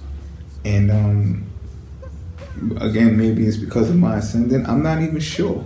Like, that's why Virgo woman is definitely something I want to explore more because of these things. Like, I don't know why we click so much. So this is really an infant video right here. This is a baby video. It's more than likely going to blossom into more updates and research and stuff, because you're going to hear me say I don't know, and I don't do that a lot. I feel like I'm one of those guys, not necessarily the one that got away, but one of those guys that she has to keep studying. She has to keep analyzing, and if she made an assessment in the beginning, she may have to revise it, because also, like a Pisces, they're a mutable sign, and that could also be it too. You know, the other earth sign, you know, they're fixed in their cardinal. So it's like you really can't tell Taurus and Capricorn much because of those elemental qualities, unless they have other placements in their chart that allow them to do so. It's difficult. But with a Virgo, it's like they have to keep reassessing things to make sure that they are right about things. And that's the same thing that goes with applied science. some studies and research results, if you do them 20 to 30 years later, they have the potential to show a different result. So I'm looking forward to the whole Virgo woman, Pisces man thing. Like I said though, when you can get, I'm going to leave it with this, right? Something that's more positive than I possibly can. This may have seemed a bit negative. You know, it wasn't my intent. I'm giving you the best that I've come up with. You know, I'm actually saying that I value dialogue. I value the debate with a Virgo woman, and I'm telling you right now, for people who really know Pisces men, if you got a Pisces man on the phone with you for hours, there's something there. As above, as below, I hop into her avatar. She has above average, bro. Hop into that avatar. T's Madagascar. See my drive, they reply fast as a NASCAR. Caged in my cage for days and on now. She raises our refrain, jealous of Mary Jane because my aim is a mouth. No smoke in my face. Don't play that in my house. So okay, emoji, be devout. These days so sane, I don't even drink a stout. If I was getting paid, but she pop up on my ride. Spider mining all this data, you should be in my cloud. You wanna sit and sip, go ahead lay down on the couch. Find out how to pay the rent, that's the way to stay around. I'ma hop into my avatar. You should hop into your avatar. Let's update each other's repertoire. As above, as below, I hop into her avatar. She has above average, hop into that avatar. Hard drive in the software, I'm a passenger. Blue and purple hair, suck the Kool-Aid right out of her. Had the lady scared, saying prayers, said I'm driving her. Buns in the air, everywhere, if I'm backing her. Buns in the air, everywhere, I'm a special her. Put my balls in the court, high like my camera. Put some points on the border, you want me to tackle her? Hey everybody, welcome back to Secret Houses, and right now we are going to talk about Pisces and Pisces compatibility. And you would think that I would have spoke about this compatibility earlier, like the first episode, right? Well, truth be told, I did try to attempt to do this video. However, something with the studio wasn't 100% correct, so I had to do it over, which is probably a good thing. Yeah, I'm gonna say it's a good thing. So this person even went as far as to say they were really excited about wanting to know about Pisces and Pisces, and they went as far as to say that they heard that this is like one of the greatest compatibility in the world. And you know, I think that's endearing. It's great to hear, right? I'm going to give you some of my insight, and I'm not saying that it's not true. I'm not saying that, you know, you probably sense in the tone of my voice, like, yeah, don't get all gassed up. However, there is truth to that, and there is it's a double-edged sword, because I'm gonna say why it's a double-edged sword on the what could be viewed as negative anyway. What really is suffering is not the word. A lot of people like to use that word with Pisces a lot. Suffering. It's not that. It's a spiritual responsibility. It's a spiritual responsibility, and a lot of the times it starts as a material or physical one that says, you know, it's real simple, you know, let's do this, can we do this, let's do this, and let's do that. And it's like, because Pisces' position in the world, they play parts in the bigger picture so much that they cannot make the simplest decisions, even with the people that they are closest to. And when it comes to it, like, they don't have to explain that to each other. Pisces on Pisces, they don't have to explain that to each other. They automatically know. So when there's a pause, or if there's an email not responded to in months, and I'm talking about months, the other Pisces knows why the Pisces didn't respond. Vice versa. There's no real anger built up behind that. Now, it can be mental strain built up behind that, because the Pisces is going to know that the other Pisces is saying something by not saying something, so they have to use their brain a lot, when they know that it could be much easier if they just come out and say, well, you really can't say it right now. And it's like, you know, that type of frustration. But there's a huge understanding that Pisces, out of all signs, possess the best understanding, to where they say, you know, it dies down, the frustration. They say, okay, I get it. Now let me get to thinking about it and processing. When people like Pisces are always in their head a lot, these are the reasons why. Because even miscommunication or no communication becomes communication for a Pisces. And you may be wondering also, if we're talking about compatibilities, right? Why are you mentioning Pisces and Pisces through emails and like not being in the same room together? And let me explain, right? The best Pisces and Pisces relationships are the ones that they are not concretely validated being inside of. Okay, this definitely takes place in the secret houses forum for a reason. This is real 12th house energy that I'm about to discuss right now. You've heard time and time again people say that Pisces like to be in love, or Pisces like to be with people that they cannot be with. So they like to long for, they like to yearn for significant others that they know they cannot be publicly validated as an item with. Okay? Those are the best Pisces and Pisces relationships. And that's the reason why you heard my tone shift a bit in the beginning of the video when I was discussing how the subscriber said that this is the best compatibility in the world, because when you are concretely locked in it, Pisces Sun and Pisces Sun, they get what I'm talking about. You may see in forums, or you may hear in chat rooms, or even on some YouTube videos that Pisces may comment on their own situation with another Pisces and say, you know, we're always in each other's head. We're always reading each other's minds. Or we could be in the same room and not talking. Instead, we're reading each other's minds. We're reading each other's body language, you know, or we get mood swings on top of each other, or we're too much alike to where we clash and we bump heads. This is what I'm talking about. This is what I'm talking about. And the reason why is because they're bigger picture people. So they're better placed around establishments and around people who are not necessarily exactly like them, because what Pisces are built for is to take this, take that, take that, take that, take that, and merge it. And then swim around it, look at it. Is that right? Is that right? Look at this way, look that way. Both ways before crossing the street. Dip off into that way, dip off into that way. Check what traffic is coming. Come back, interact. So this is really not a sign that is supposed to be in a position where they are locked down. They need that freedom to roam, that freedom to move. And it doesn't necessarily mean all the time physically. To be able to move a lot with the Pisces is to be able to mentally move, you know? And like you can see Pisces who are in relationships feel trapped. And they'll explain that to you. If they don't explain it to you directly, they'll explain it to you indirectly in the way that they speak, right? And then observers, they look like, well, why is he with her?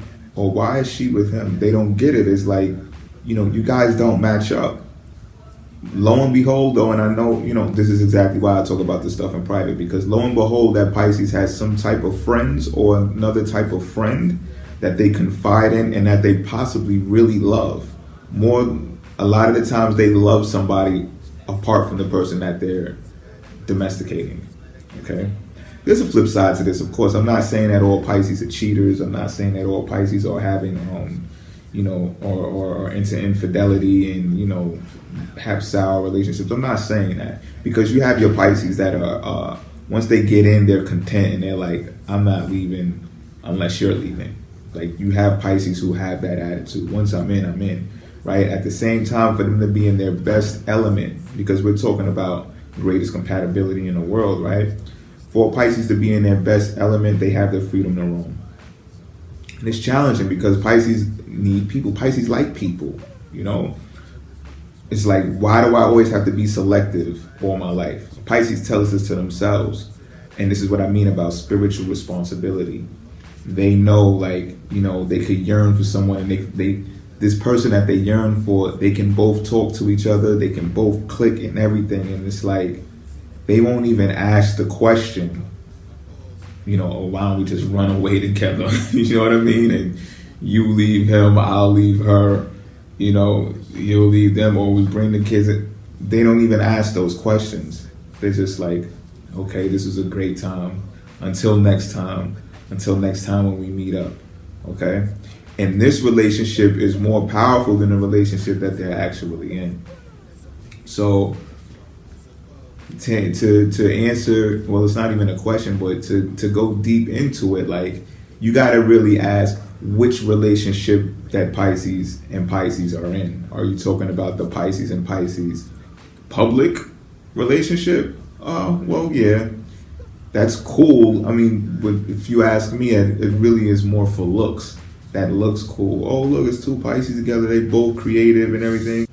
Just imagine being in a room, sitting down, and the TV might be on.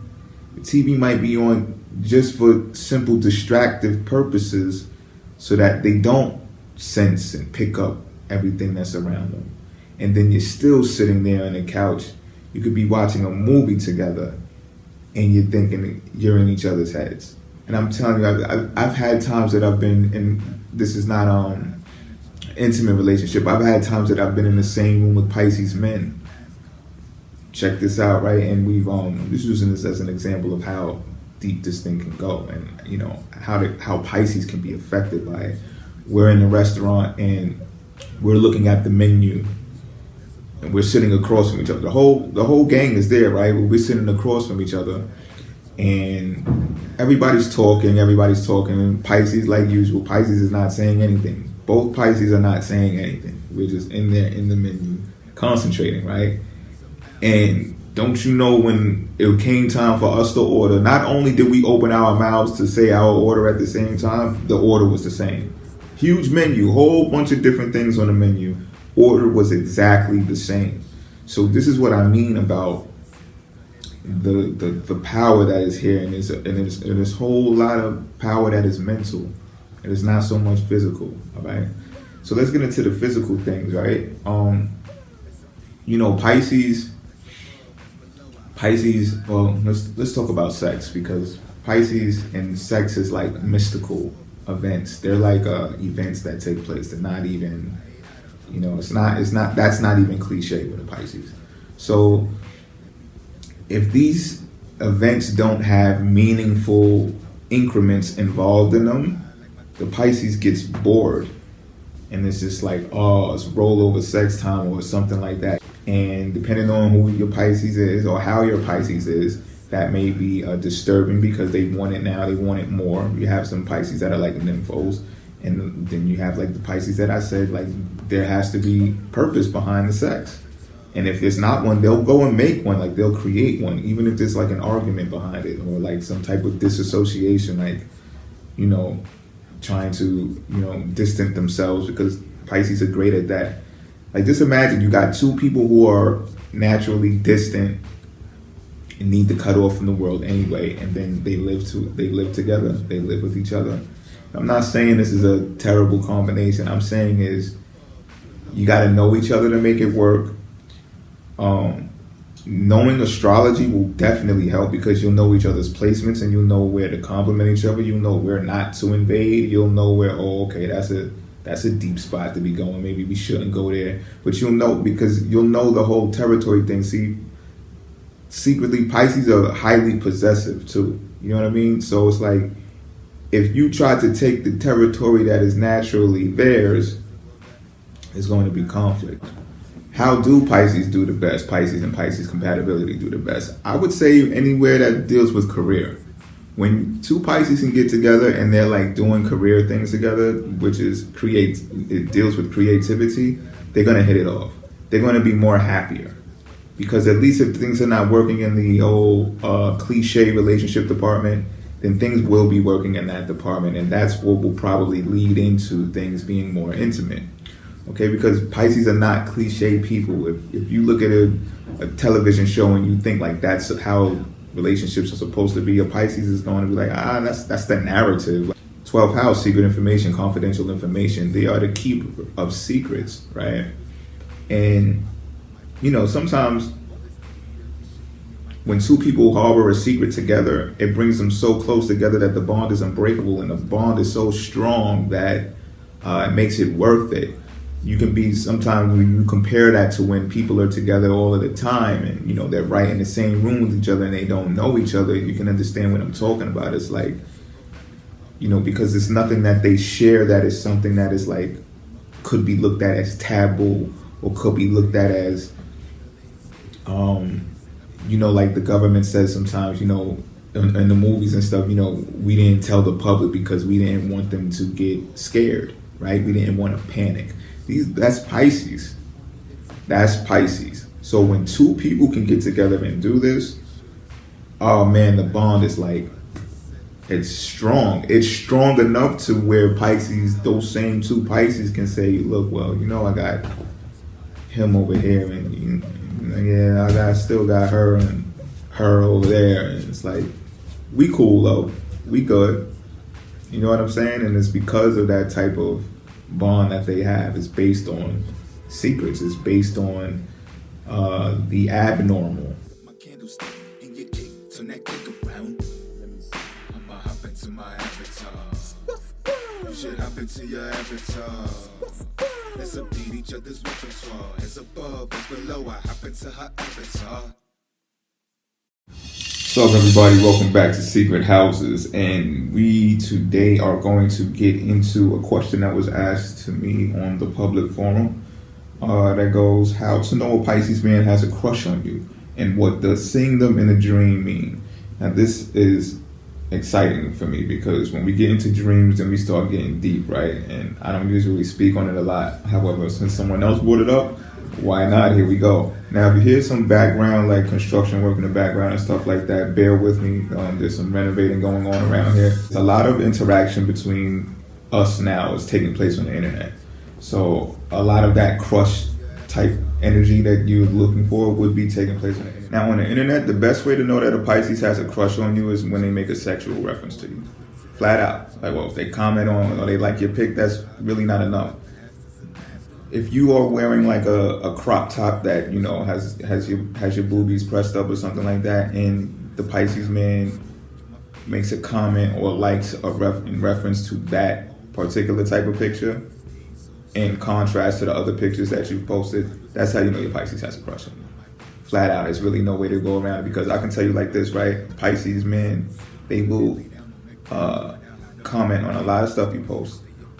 If it's artistic and stuff like that, but you can't tell whether they like your art or if they like you. There's a difference. You understand what I'm talking about? And with a Pisces, it's really it's like a perverted passion. It's really like, oh, you're attractive, so I have a crush on you because I think that sex might be nice. Pisces like to push boundaries, so that's why they're doing that. They're waiting for you to say, well, that was disrespectful, or that was awful. Do you only see me like that? Or I'm not just a piece of meat. If you say something like that, they'll be like, okay, well, all bets are off. Now, they will also have an intellectual crush on you that merely pertains to the brain work. Like, they may see you posting on certain things that they have an interest in or have a liking in. So they'll converse with you on that to the point where you'll think to yourself, like, this guy really likes me. I don't want you to think that this is totally a way of them trying to get into your pants. It's not. They really like talking to you. If you guys find each other attractive and it happens to take off, then so be it, you know what I mean? But this is a different it's still a type of crush because they look forward to you posting stuff like that in the future. Also online, if you need help with something that they're well versed in, they'll start crushing on you. I know this probably sounds kind of weird, however, I'm serious. They know that they are capable of assisting you in that matter, so they'll put themselves out there. And they do like you.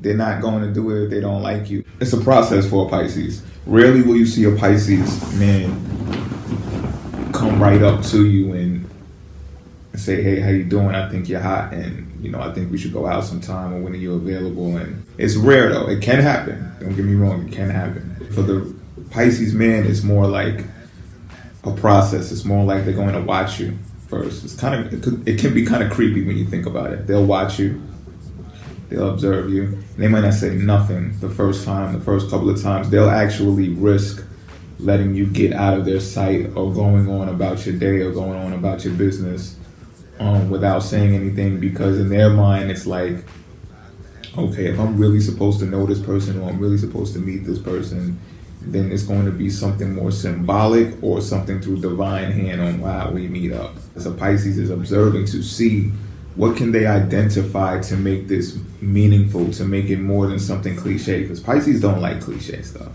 What will happen is you see a continuous, like a lot of things take place in work, right? So this is why I said the modern world compared to traditional ways of things happening, because it's either like you're in a club, you meet up, right? Or you're at work and you meet up because you're continuously seeing a person that has to develop a crush on you, because a crush is something that is developed. Yeah, there's love at first sight and it's like, oh man, she's hot. And you know, you may get excited about a person, but to develop a crush, it's like, oh, I gotta see this person all the time. And they're gonna come in a coffee shop at 8:30 a.m. And so you're there already, you know, with your coffee and your bagel and you're waiting. You know what I mean? That's what a crush is. So it's something that develops and continues over time. Is going to occur. The observation is going to occur, or the interaction is going to occur more than once, and you can gamble on that. You can bet on that, right? So the Pisces man is gauging while they're watching you, the crush. Of course, they're sizing you up. They're gauging what it is that they like about you. It could be the way you move. Like you don't like. Have you ever heard this saying before? Like, you know, that person doesn't look so hot, but they're very attractive. Like Pisces, it could be something very attractive about you that overrides how good you look compared to what the masses believe what is good looking right now. So if you like glance over at a Pisces and they're looking at you already, that's partially how you know that they got a crush on you. And then they may look away when they see that you looked first, and then they'll take 2 seconds and they'll look back at you. And if you're still looking, oh boy, the crush is really locked in now. All right, so that's how you definitely know. Now, one thing that's difficult about the Pisces are kind of shy. It's true. Not in the sense of outgoing to do things, especially things that benefit them. However, when it comes to close personal relationships or things that they want to get personal about, they are shy because they are secretive people, right? They like to keep secrets, things confidential. So it's going to more than likely be a looking contest. It's going to be like a real creepy stare down thing going on to know that a Pisces has a crush on you. You know, or they might even do something else like this, right? They'll, like, let's say you're in a restaurant, cafe. Let me set up a scenery. You say you're in a cafe, and you know, you've seen this Pisces man a couple of times already in the joint, and instead of coming up to you and finally saying something, they'll go like to the barista or the server and ask them a question right in front of you. Like you'll be sitting right there, and they'll do that and like start holding a conversation with someone else who's near you, so you can hear their voice finally and speak and stuff like that. They'll do stuff like that. You know what I mean? That's how you know a Pisces has a crush on you. More than likely, it's going to take you to be the initiator, the aggressor, to go to them and say something. And it could be corny. It doesn't really matter. They'll pick up on it and say, okay, they know that I've been looking at them. They know that I like them. So this is happening probably because of that. All right. Just giving you a heads up. Pisces is really not most of the times the initiator, the aggressor. Now let's get into this dream thing though, right? The dream thing is interesting. How do you know, what does it mean when a Pisces man is in your dream? Well, for one thing, it means a tug of war with power. It's an extraction thing. It really has a lot to deal with Mars. Don't sleep on Mars. Dreams are one of the things that Mars has a powerful influence over, because I don't have to give you an explanation, a description of this, so you can understand where I'm coming from too as well. Once upon a time, this woman had told me about a dream that she had about me. And this rarely happens as well. I be thinking that more people should come forward and tell people that they have dreams about them. You'd be amazed at what you could find out. However, it's not always dreams are so confidential. It's not the most comfortable thing to talk about with other people, especially when you have them about them, because dreams can be seen as something that's personal and something that's for you, as a technique or as a tool to benefit yourself in life. So it's a tricky situation when you talk to people about their dreams. However, on this particular time, I will admit that this person confessing a dream to me definitely helped out. And her dream was that I was at their place of residence. I was at her family's place of residence during a holiday. right? And I was like, okay. Now, when I heard this, I'm like, in my mind, I know that this won't ever happen for particular reasons. Won't ever happen. So I processed the information and I said, okay, boom, bang, boom. It's a symbolic dream.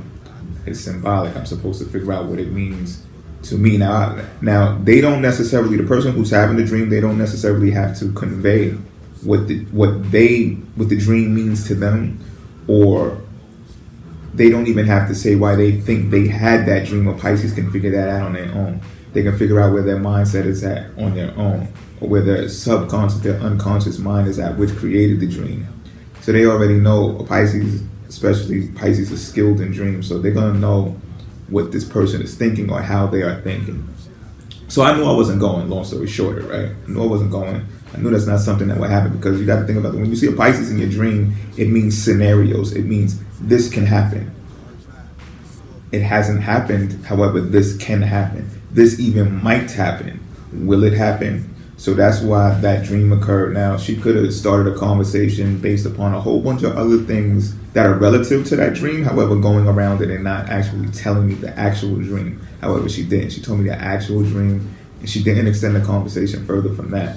And I said, okay, well, thanks for letting me know, you know what I mean? And then I went into process a dream that I had about this woman, right? And I compared the two, and I could tell that for me, my dream was better for me and probably for her than her dream was for her, because of particulars, because of specific particulars that I won't get into.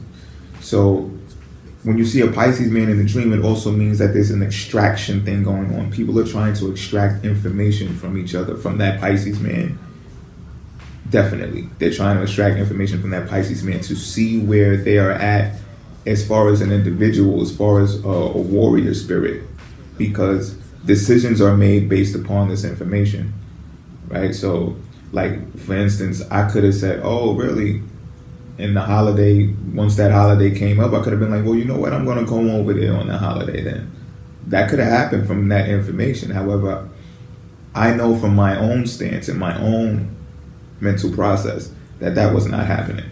It wasn't happening. The reason why I say Mars is involved with this is because Mars is the planet of action, right? It doesn't necessarily have to mean war. It doesn't have to necessarily mean somebody's going to get cut or stabbed. What it means is, where are you taking action as an individual, as a singular entity? Where are you taking action? Pisces man being inside of a dream, there's going to be decisions made based off of that information, whether it's revealed to him or not, you know?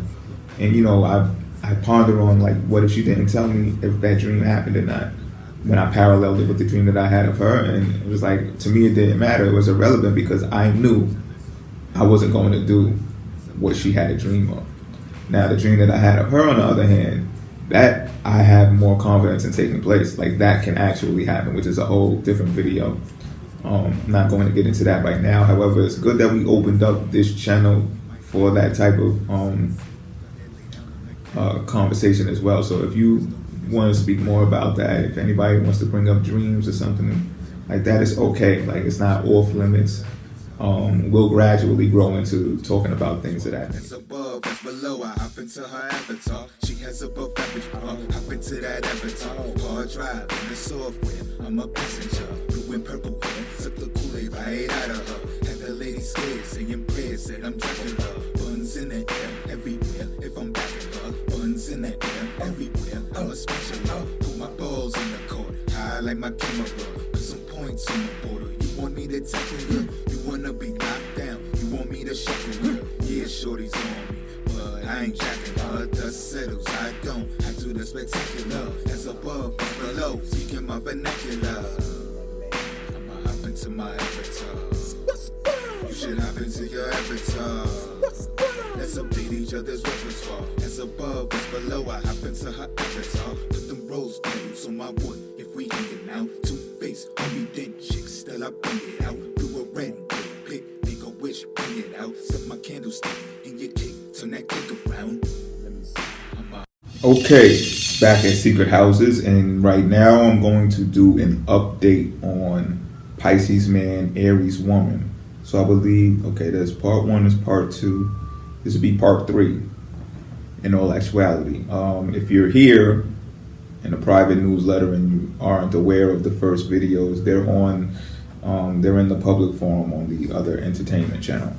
So, and then for me, right, and this video is going to be bittersweet, and it's because it's on me though. I'm going to put this on me. It's not necessarily because of the Aries partner, right? So this video came about because I was already in my head building on it anyway, but it definitely came about from a subscriber who brought to my attention, the Aries thing could use an update, and basically expressed some of the things that she felt too, which I'm going to mention a couple of things in this video as well. So I want to start off by stating that the reason why I call this bittersweet, or the bitter part about it for me, is because I know that I'm not moving around the way that I used to move around in the days when I used to deal with Aries women.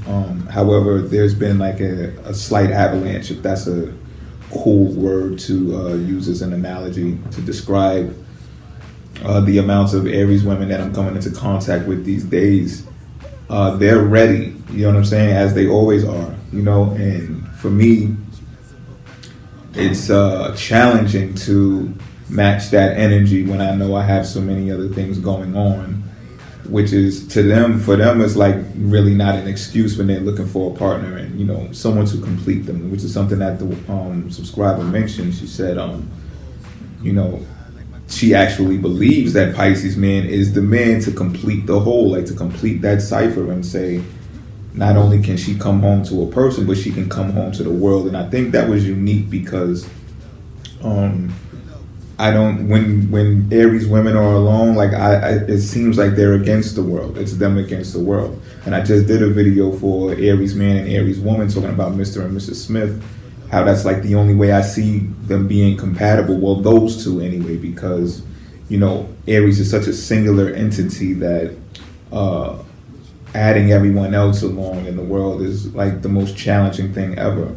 So when she made that point, I said, yeah, that's probably the way to definitely know that you got the Aries woman, the way that you need her, the way that she needs you, Pisces man, right? So Pisces man, what are we going to do? Like, what are we going to do? I'm gonna have to use myself as an example in this to make things, to bring clarity to what we're saying right now.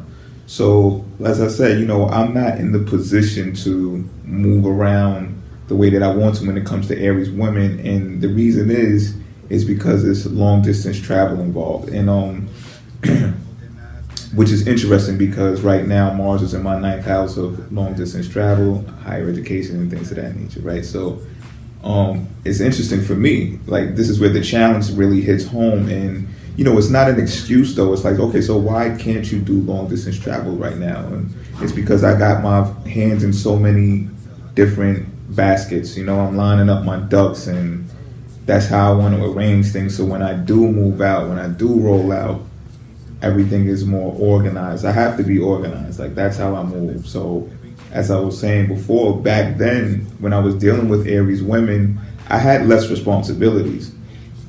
So if you ask me, so I was moving around and about with no cares in the world. And, I was making good money. I can definitely say that. So it was like I could afford to move around like that as well. I didn't have so many decisions to make that were based upon other people. So just consider this, right? Now, a lot of decisions that I make are relative to other people, and I'm trying to juggle Aries women at the same time. And it's like, are you serious? Like, and this is brings up another good point that the subscriber made in this in the comment, right? She said, it's the giving up of the fight that the Aries woman really desires. And I'm like, wow, because I'm talking to these Aries women, and it's like, I'm being me. A lot of the times I'm really like, happy-go-lucky. You know what I mean? How's it going? Nurturing and everything. I'm joking a lot, and then that exhausts. Like, that takes.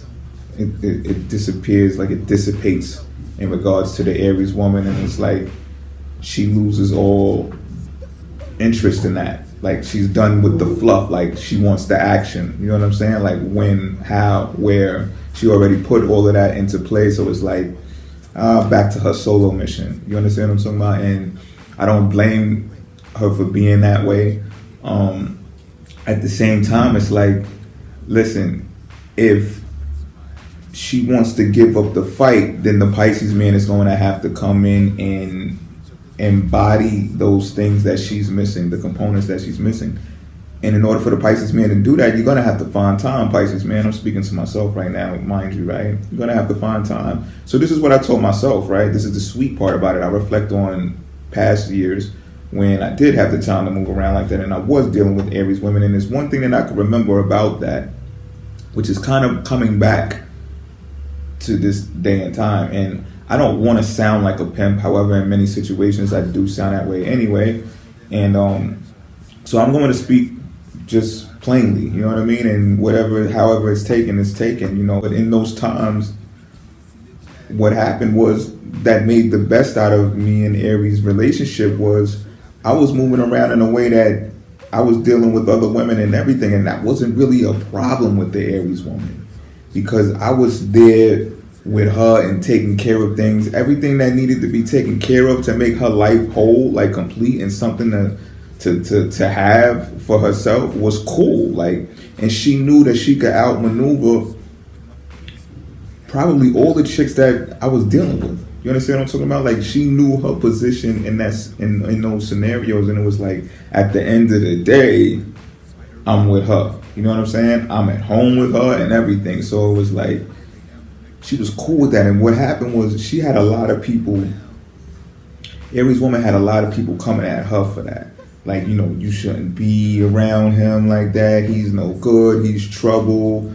You know, he be with this one, that one, and the third. And, you know, she knew some of the girls. And this is what people don't understand. I mean, this is for me, right? I'm a bit personalizing right now, but this is for me. Like, some of them was even her friends. Like, like she put them other girls on. You know what I'm saying? Like, and I guess that's like the leadership qualities that an Aries woman sees. And she was like, well, go ahead, like, because he's gonna guide you, right? You know what I mean? See, I'm here. You know what I'm saying? And that's how, like, they were looking. She was looking out for her friends and all that. Like I said, though, at the end of the day, she actually had something to come home, somebody to come home to that was like a complete dude. Like, she could foot the bill, however, she didn't have to, type things. You know what I'm saying? And as I reflect on that, you know, there were some places that I would say I was not responsible in those times. And today, when I reflect on that, I would look at them as insecurities. Like, I would be insecure to even move and roll out with Aries women based upon those places where I was not responsible.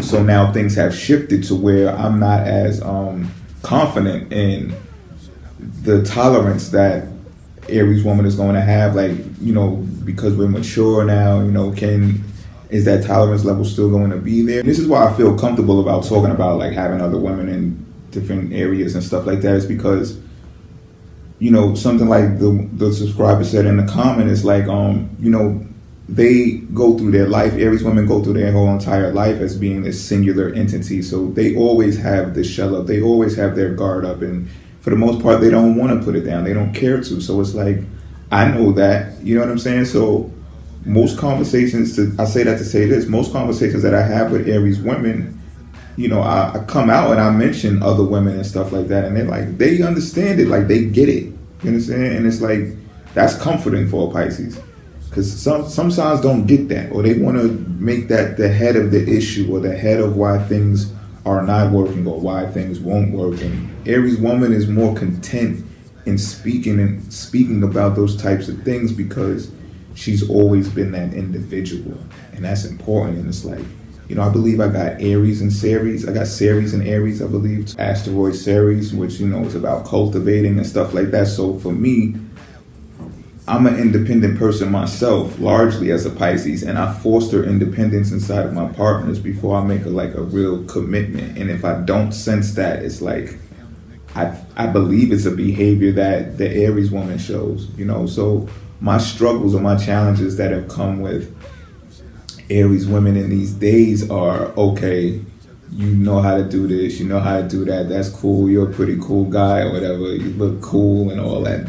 However, where's the action? You know what I mean? Why aren't you here? Why haven't you came out here already? When are you gonna start doing some of that stuff with me even? You know what I mean? It's not even like an automatic, like, oh, okay, because we like each other, we're going to be together. no, try some of that stuff you're doing with those girls. Why are you not doing it over here? Are you afraid? You know what I mean? Those are the challenges that I'm facing with Aries woman right now. So if you look at the videos of part 1 and part 2 on the channel, on the YouTube channel, right, you'll see that I talk about this. Like, Pisces man, you have to come out of where you're at and go out to where Aries woman is. And I'm telling you like this, right? And she mentioned, the subscriber, she mentioned she wants to be, she said, damn it, Pisces, she wants to be affectionately frustrated.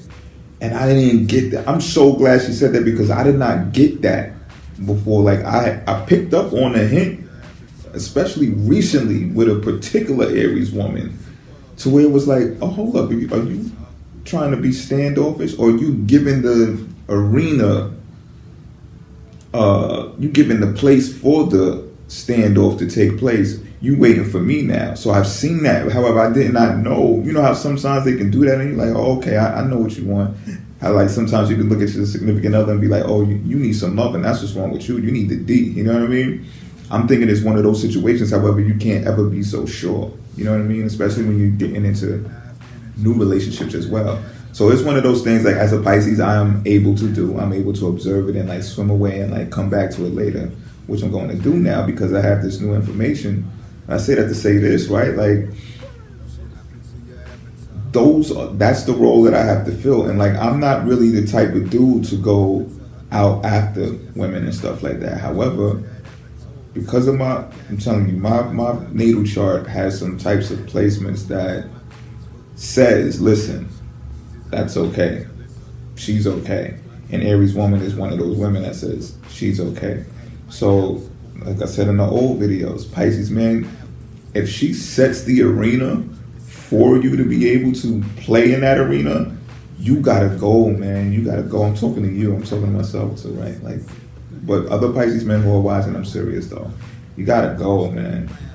Taking some time off to go, just chill. Where the Aries woman is gonna like be like leisure time to me, because it's going to be fun. I already know how it happens. You know what I'm saying? Like, I'm experienced in that area, so I already know, like, online helps a lot as well, because back in the days of the times that I reflect on being with Aries women, right, there was pretty much no internet at all, so we had to really get up face to face and meet with each other and things of that nature. So, you know, you couldn't really take hints that well. You had to go either on your gut. Yeah, you pretty much had to go on your gut. You know, these days you get the opportunity to take hints and interact, to see things, you know, even test things, you know, and I've learned a lot dealing with the Aries woman, that my spot is still there. Like, I can still be that type of guy and still be compatible with Aries. So I have to end this video by saying this: to make this Pisces man, Aries woman thing prosperous right now, you got to align yourself. Pisces, anything you're being creative with right now and everything that you are being a visionary about right now, if you can incorporate your Aries woman with that, it's a great time to do so. Get her involved with your projects. You know, if you guys can meet together on a business level, it's going to be fantastic. Pisces man, the challenge, or it shouldn't really be a challenge. What you're going to have to do, though, is you're going to have to move your feet. Move your feet for the Aries woman, and for the most part, you're going to have to divorce some type of energy in your past, whether it's a girlfriend you were dealing with, some girlfriends you were dealing with, friends that you were dealing with, or cut off all the energy that was not beneficial to you. Can guarantee you that the Aries woman will not only replace what you've lost tenfold, though, they will do it tenfold. So that's the key components right now. Each other's repertoire, as above, as below. I hop into her avatar. She has above average bra. Hop into that avatar. T's Madagascar. See my drive, they reply fast as a NASCAR. Caged in my cage for days and on that. She pleases, I refrain, jealous of Mary Jamie, cause my aim is a mouth. No smoke in my face. Don't play that in my house. So open. How's it going, everybody? Welcome back to Secret Houses, and this is the video that got away. This is actually a retake of Cancer woman, Pisces man that I did in episode 8. However, I checked the records, I checked the files, and it's not there. So even you subscribers, if you've seen it and I can't find it, kudos to you. But at the same time, if you did not see it when I sent it in an email blast, perhaps I slipped up. My apologies. That's my fault. But this is probably a great time for me to do it over again anyway, because I probably only touched on the surface and did not go in depth the way that the actual now warrants me to do so. And what brings this to my attention is someone brought this to my attention. One of you had brought this to my attention in the public forum and said, well, you know what, check this guy's video out. I want to see what your take is on it. And that is Fernando Prudhomme has an analysis on Cancer and Pisces. So I looked at it. It's a great video. It truly is. And I gave my insight on it on the public forum in the YouTube community. So if you want to see that, you can go check it out. It's like the latest video that I posted. And but I said I would get more in depth and detail here. So here we go. All right. I want to start with a part that we was talking about in the public forum, which relates to reality versus fantasy. And I think this was a great analogy that states Cancer is more along the lines of reality and Pisces is more along the line of fantasy. So I mentioned that, for the Cancer woman to be a cardinal, well, she is a cardinal position, but to actually take the role of leadership, she would have to be a leader figure in Pisces man's fantasy, okay? And this is how they mesh, because they need something to mesh upon because of that separation of that yin and yang of reality and fantasy, because Pisces will dream it up. If Cancer woman wants a world or wants to find the things in life or wants, to be able to obtain them, not saying that she can't do it on her own, but if this is supposed to be a compatibility to where she's supposed to obtain these things, then the dream work that is conjured by the Pisces man should provide a platform for this to materialize, all right? And for me, I must put this as far as I must speak about compatibility when it comes to this, all right? So I'm talking about career. See, often people want to talk about intimacy and romantic relationships, but this is not what we're talking about here. We're talking about the compatibility between Pisces man and a Cancer woman. Not saying fireworks can spark from compatibility. All of that can transpire from compatibility. The main focus, though, is to see where these two are compatible and how they can be compatible. So I would say something career-based, these two would do well. And another reason why I say that is because, well, how do you obtain the material things of the world that, a Cancer woman seeks, because those are her creature comforts. She's ruled by the moon. She must have these things. And if a Pisces man or whatever man does not provide them for her, or at least provide a platform for her to operate and obtain them, she will go do it on her own. We know this. That's what a cardinal sign is about, right? So this is where a great opportunity exists, because Pisces, not that Pisces is so materialistic, but they could be. You know what I mean? So it's not going to be difficult for a Pisces to arrange something to where a Cancer woman can take the reins and say, look, here you go. And this is why I made a reference to the hierarch of the zodiac, with Cancer being at 22, 23 degrees. And, at the highest point where the sun rises, 12 o'clock noon, that's at the Cancer constellation. I made that reference because Pisces does have a tendency of putting women who are part of their fantasy on a pedestal.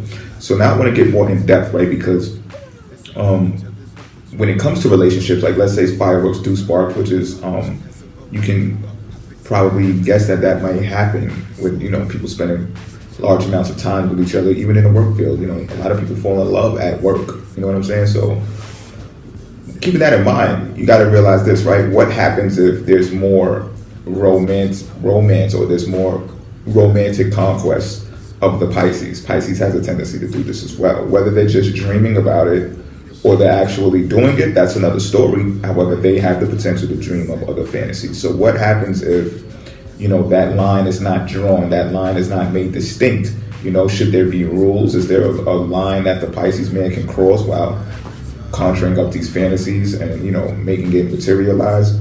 This is something to question.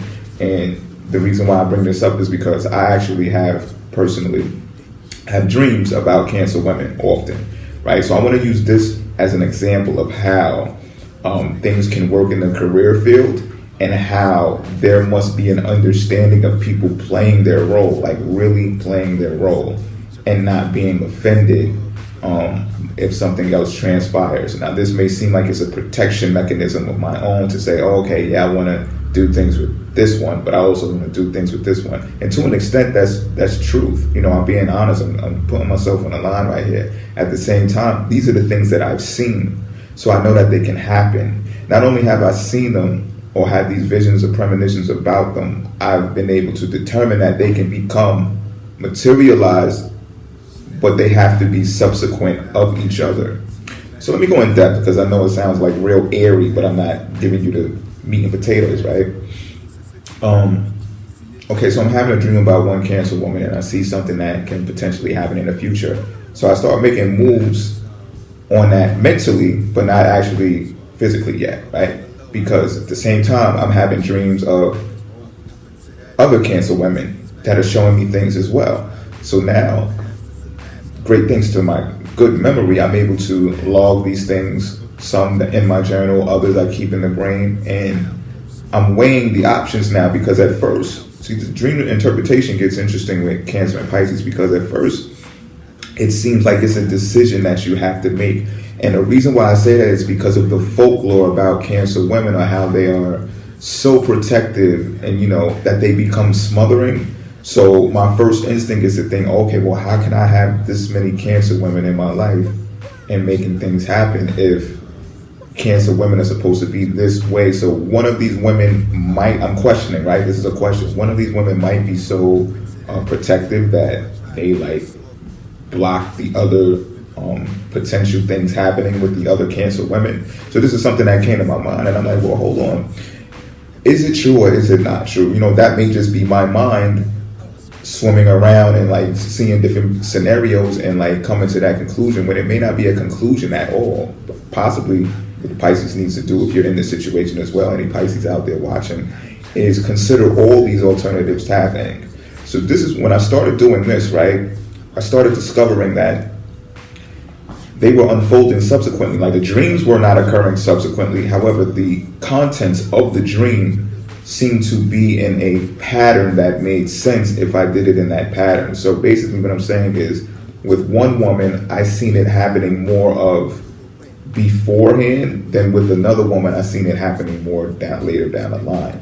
So it was like, okay, we have to act this out with this woman in order to get to this part with this woman, in order to get with that part with this woman. And it's like many different events happening with each woman though. Like it's not even one thing, like it's a sequence of events happening with each woman, and the context relates to materialistic things in the world, the items that, you know, people, the assets that people possess that makes them feel good about life, the quality of life, their emotional habits that they must have on a day-to-day basis in order to sustain a well-being about themselves, right? So I started saying, this is interesting. Now, if everyone involved has a mind as open as mine, if everyone involved has a mind that is open as mine, then we should be able to achieve all of these things without coming to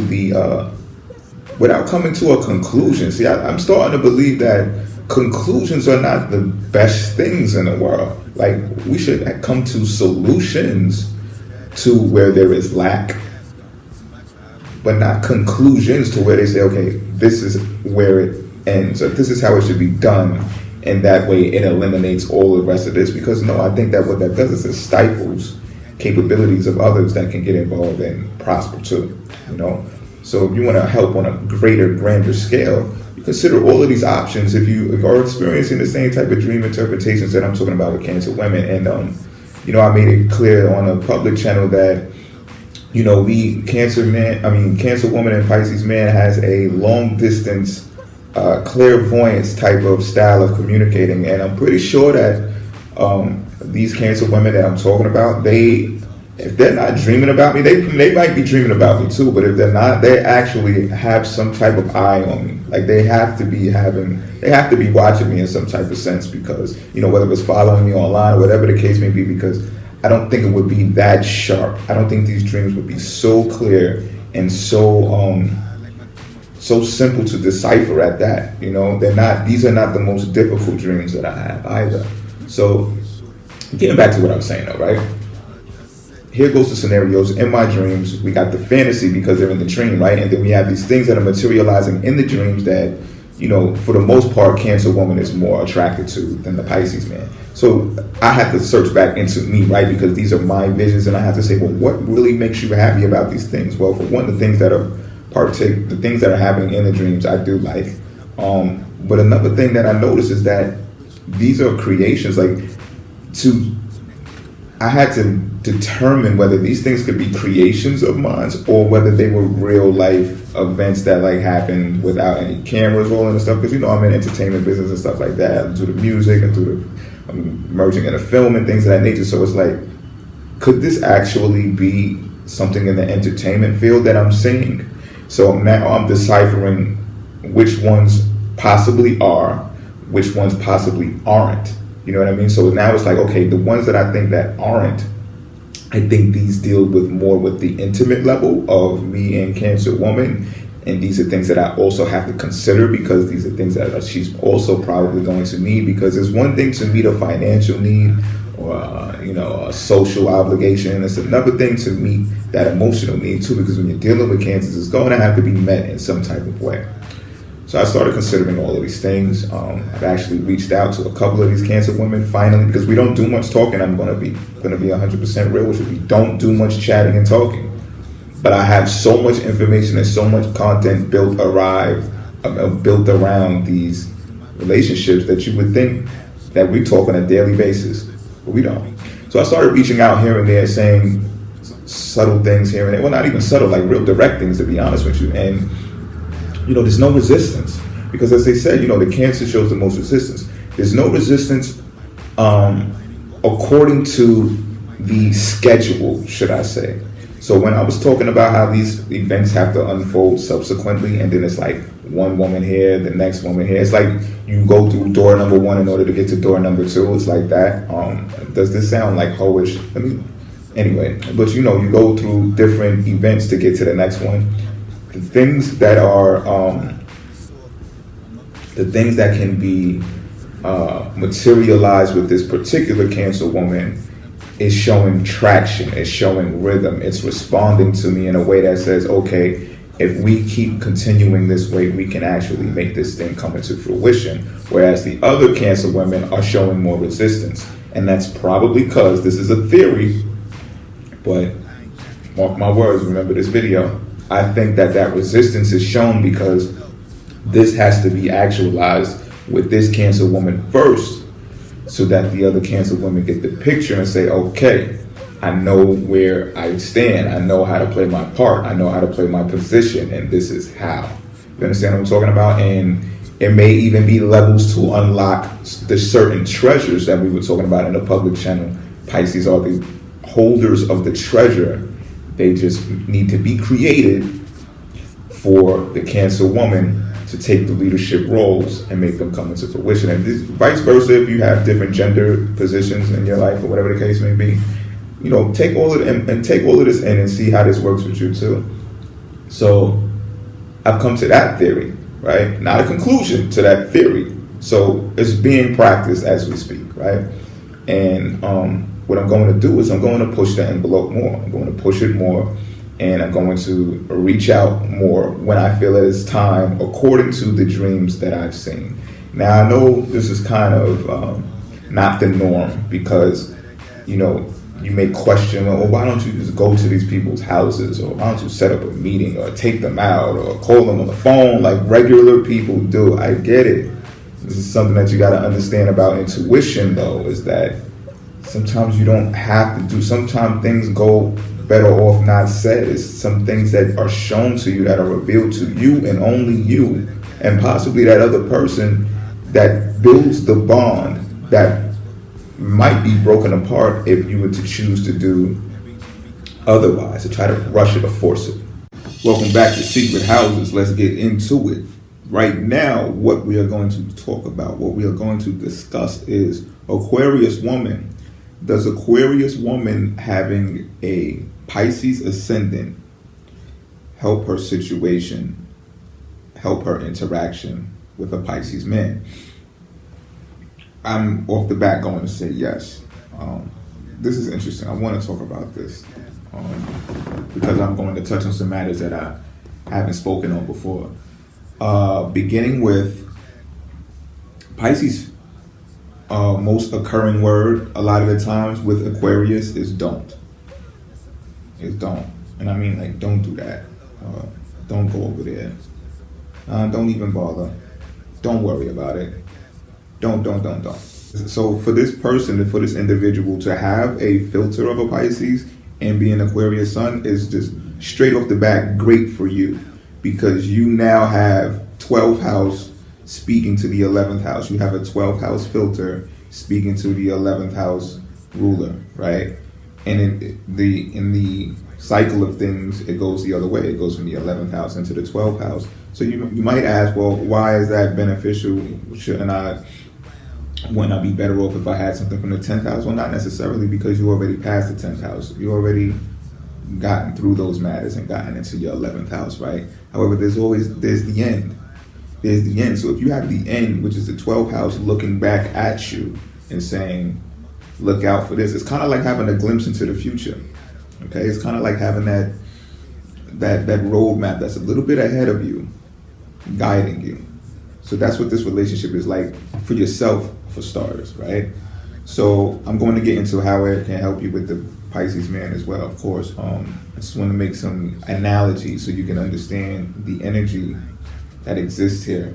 And the reason why I say Pisces tell Aquarius no a lot is because them being a fixed sign and Pisces being a mutable sign. So, and I don't know if you heard before, I've mentioned before that a lot of Aquarius are my best friends. And that's not easy all the time, by the way. We stick it out though, and a lot of that comes from, me saying those words. And then Aquarius can get pretty upset about the don't word being used a lot as well. And of course, there are situations that did not occur. So we don't really have proof of, what if I did do it? What would have happened? We don't really have that proof. However, one thing that the Pisces can attest to is that the worst didn't happen. You understand what I'm talking about? So it's kind of like I care for you to the point where, certain things shouldn't be taken so serious that you're ready to take so serious. So, and the reason why I say that is because Aquarius is a fixed sign. So with Aquarius being a fixed sign, and them being the rulers of the 11th house, this is where things get pretty tricky to me. See, because I say Aquariuses are the masters of infiltration. And when you're in the 11th house and you're a master of infiltration, this is a real unique position because you're dealing with networks of people. So if people can identify you as being an individual inside of a network and you're able to infiltrate another network and network on top of network on top of network, then you're something, you're a force to be reckoned with, is pretty much what I'm saying, right? And, and Aquariuses are intelligent, and not only, I think sometimes people mistake intelligence for being book smart, and there's a difference. Intelligence means that someone can speak with you and converse with you on your level. It doesn't really matter the terminology that they're using or the words that they're using or you're using. They still comprehend and are able to respond to you to show you that they get where you're coming from, right? And with that being said, it makes them kind of dangerous. It makes them kind of dangerous, right? And again, like, these are some of my best friends, so it's not like I shy away from this either. It's like, something about that tells me, look, if I have any insight or any intel that I can give them to along their way in their travels, then to do so. And at the same time, use my mutable qualities to get away from that, because they're so fixed. And that's why I can't always be with my Aquarius friends, because they're so fixed. And when you allow them to lead the way, they can lead you down a path that you're not supposed to be down, or you're not supposed to be at that place or with these people, with that network, their networks and stuff like that.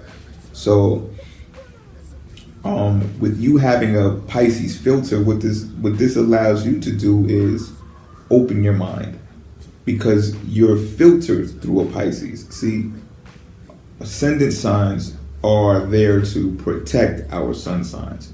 So you having this position is the same as my Aquarius friends having me as a Pisces friend.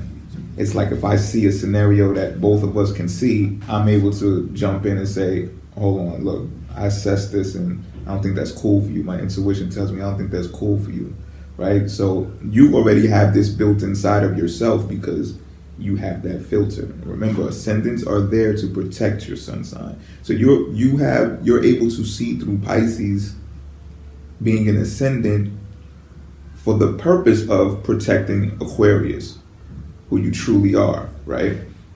So this expands your mind and allows you to use the mutableness as well as a Pisces does. And I've seen this happen that where some people's ascendants are so strong that you would think that they're the ascendant sign more than they are the sun sign. So to detail it even further, I'm going to explain like some interactions that I have with people who have Pisces ascendant.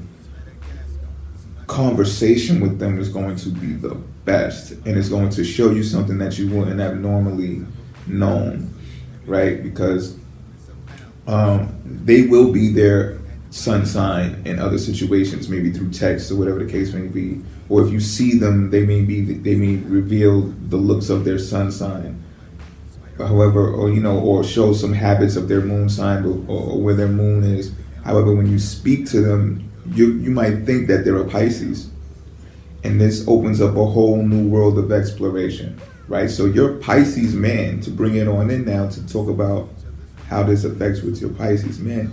Your Pisces man is going to appreciate this. Like, I don't know your situation, but if y'all don't, I'm gathering that y'all talk often. I'm gathering that y'all talk often because you have that placement there. Because from my understanding, an Aquarius is not always going to want to talk. So, and a Pisces either. Don't get me wrong, Pisces can go a whole day without saying one word, 2 days. They can be isolated in their place of comfort and not say anything to anybody. So you got two people here that are kind of distant and aloof. However, with that placement of being as an ascendant, your conversation is so good and flowing that your Pisces man is going to want to talk to you. And that's great. And then there's ideas that's going to be tossed around, right? That it's going to be like riddles. It's going to be like you talk in parables. See, Aquarius is not normally with all of that. It's not like they can't understand it. Don't get me wrong. They'll even say, okay, I get it. Like I said, they have intellect and they will be able to respond in a way that lets you know they get what you're saying. However, they in their head, you know how Aquarius is paused sometimes and they be like, oh, okay, right. That's because they stopped listening to you.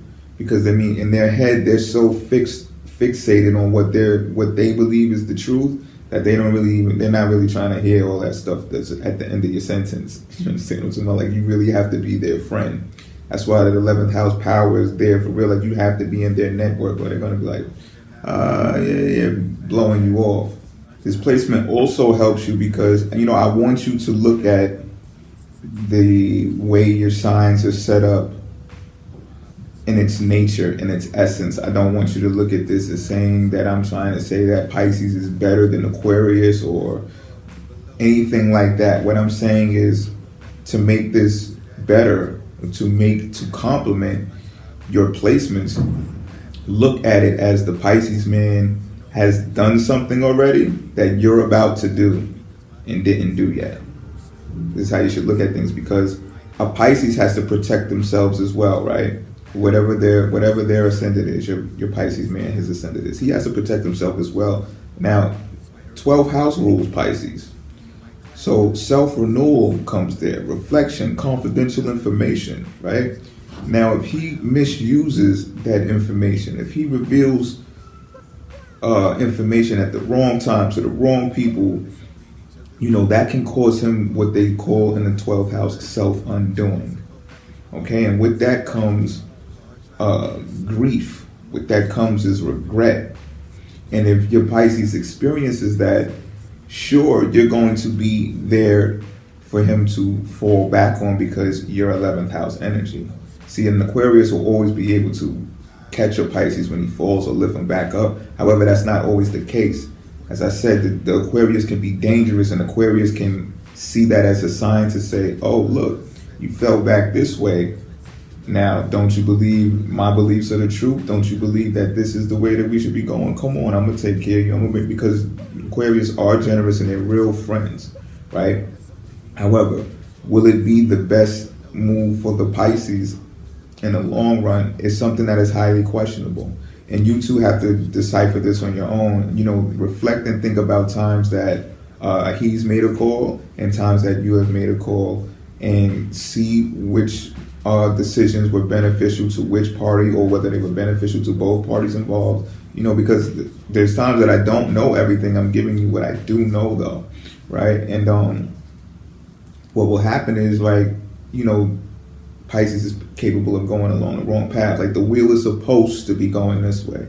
You're supposed to be doing self-renewal, so when the Aries time comes back around, you guys shoot out with some new information and closure from everything that happened from house 1 over to house 12. That makes any sense, okay? So, now, earlier I remember I said, look at it as Pisces has done something before Aquarius has, and they're speaking to you as if they have. Also look at it like this, that Pisces has not done something, that Pisces has sensed something, like a sixth sense of something, and has not experienced it at all. Aquarius might have experienced it 10 times more than the Pisces have, which in a lot of situations is true. Aquarius is really out there. But still, I advise don't look at this as experience is the best teacher, you don't know what I'm talking about thing. And the reason why I say that is this: Pisces is the sign of the two fishes. You're dealing with the physical world, you're dealing with the spiritual world. Aquarius is a fixed sign, which is the man holding the pitcher of water. For the most part, mostly all Aquariuses I know are materialistic. They are almost infatuated with the material world at that. And what this does to me, this relationship, this partnership does to me is it gives the Aquarius a look into the spiritual world as well.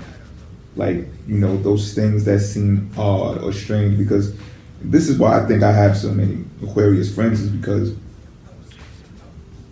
I don't think an Aquarius has ever admitted this. However, I think an Aquarius wants to be hip to that strange and weird phenomena, because behind closed doors, they are weird themselves. They are eccentrics by nature. However, what they'll do is they'll look at what's popular and be like, there's no way in the world I'm going to be out in here in these streets, or be out in the world, in corporate, wherever, discussing these matters when people are going to look at me like I'm crazy.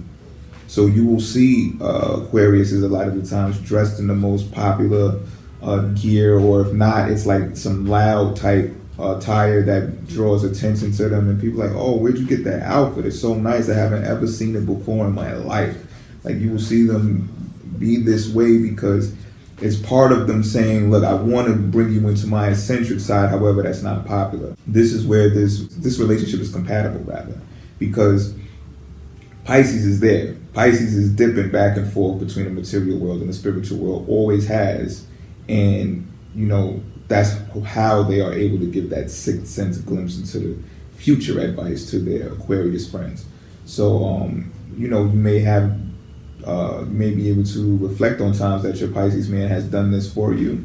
And some of the things that I said about being eccentric may resonate with you as well. And if anyone's going to be the one to break the ice, so to say, let's look at the spiritual things, or let's look at the weird stuff, is going to be a Pisces. Because this sign and this energy presented that to the world anyway. All the major religions came about and everything in the Pisces era, right? So we're getting into the Aquarius era, the Aquarius age, which makes this even more of a good time to even talk about this. Because now Aquarius can give Pisces some insight on which way they want to bring this whole age thing through. Because my aim is a mouth, no smoke in my face. Don't play that in my house, so obey. Welcome back, everybody, to Secret Houses, and we are going to talk about Pisces man, Leo woman compatibility right now. Okay, so look, right?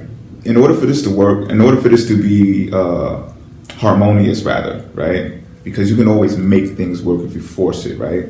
But in order to make this a harmonious couple or compatibility, the thing that you have to realize about Leo woman, Pisces man, is that she is going to be highly opinionated in the things that she believes. It's kind of different from what a Pisces believes, and at the same time, it's kind of the same, because a Pisces will go on beliefs because of their intuition, right? Because they'll pick up on something that others do not see that constitutes a conviction that they discern is the truth about a matter. Whereas Leo, they're more of what they see around them. I believe what it is. It's like it's more of a societal thing, or what is the stand-up thing to do, or what is ethical, to where Leos obtain their beliefs from. So if they oppose something, they oppose it strongly, and it doesn't matter if it's factual or driven. They will still believe that that is the truth, and that is where they will put their conviction at. And they don't care who opposes what they believe, right? So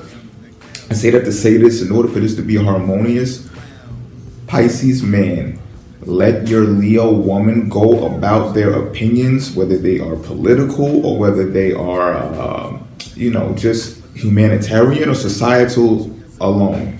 Let her go about those in her own circles, in her own little, side circles of friends and stuff like that, in her own networks that are apart from you. Keep that apart from you, okay? And things will run smoothly. And why do I say this? Because you can notice, right? Like a Pisces man will be like in the next room over. Let's say you have company over. A Pisces man will be in the next room over, like, playing video games or watching a movie or something, right? And the Leo woman will be in the living room entertaining friends. They can be entertaining, right? So they'll be entertaining their friends, being a host, you know what I mean? And what can happen is, some political discussions may arise, or things that have to deal with life, period, right? And then they start discussing these things, and Leo woman will go off about what she believes about these things. You know what I mean? And you can hear the uproar, Pisces man, from the room in the back of the apartment, right? And you really know what's going on, because at this point, your Leo woman, this is considering you do, right? So you already know that half of that uproar is definitely attributed to her, because she is making her point regardless of who is arguing against her, right? And she's going to go on and on and on and on and on. And this may even increase to anger issues. This may increase to something like she feels like she has to stand up and like protect herself or protect her stance in those conversations. You don't want to participate in this. And I'm going to tell you why, Pisces, because you're more of an easygoing person. You're more of a person that is really immoral in most cases anyway, too, that says, okay, if that's what you believe, then go ahead and believe it. Even though deep down inside, you may have a different opinion that is based on something that you know. However, you don't want to jumpstart these emotions that can come from your Leo woman. So you just don't even do it. You don't participate. And this is why I say stay away from those types of situations, because that's not your forum. That's not where you excel. Now pay attention, right? What's good about this pairing is that when you do leave Leo woman to those things to herself, she will come back and find you, Pisces man, for the romance part, for the creative part, okay? And this is where she can forget all about what just happened. Like, it'll be short-lived for her, the same way like a quarrel is short-lived for a Pisces.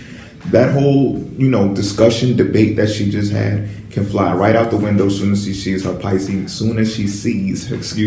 her Pisces, Sally by the seashore, right? As soon as she sees her Pisces man, she gets all about that, and she wants to get creative, and she wants to get romantic, and she may add the two together, all right? So you are in a good situation when you position yourself to be that way, all right? Don't do this with your Leo woman. I'm going to give you an example that explains why I say you shouldn't do that, right? It's because, before I get to that, right, I want to say, your things will shift into a romantic aspect, and then it's like she will maybe take that out inside of the bedroom, you know what I'm saying? And depending on where your Venus is, like your Venus is in fire signs, you're going to have excellent sex with Leo woman. That's how it goes. Like I have Venus in fire signs, you know what I'm saying? So when it comes to sex, that energy just kind of like takes over in some matters, that where it's like, even if you're not in the mood, like you'll be in the mood. Another thing about sex with Leo women is they'll be creative to the point where they'll tell you what they want, which is probably not narrowed into that one sign. However, they are one of those signs that will do that. Will openly express themselves and say, hey, you know, I like it this way, or I want you, or even bring something new to the bedroom and say, oh, hey, I want you to do this with me, and like, you know, bring it to you. You understand what I'm talking about? So they also bring that creativity to the bedroom. And this is, now I'm going to get into why I believe that you should not participate in the discussions or debates that a Leo woman participates in. There was this one time, right? First of all, right? Okay, no. There was this one time when I was speaking with a Leo woman, and you know, she had posted something online. As a matter of fact, this took place online. She had posted something online that was kind of like it captured emotional feelings. You know what I'm saying? Even if you were not the emotional type of person, which I'm really not in most cases, I'm not.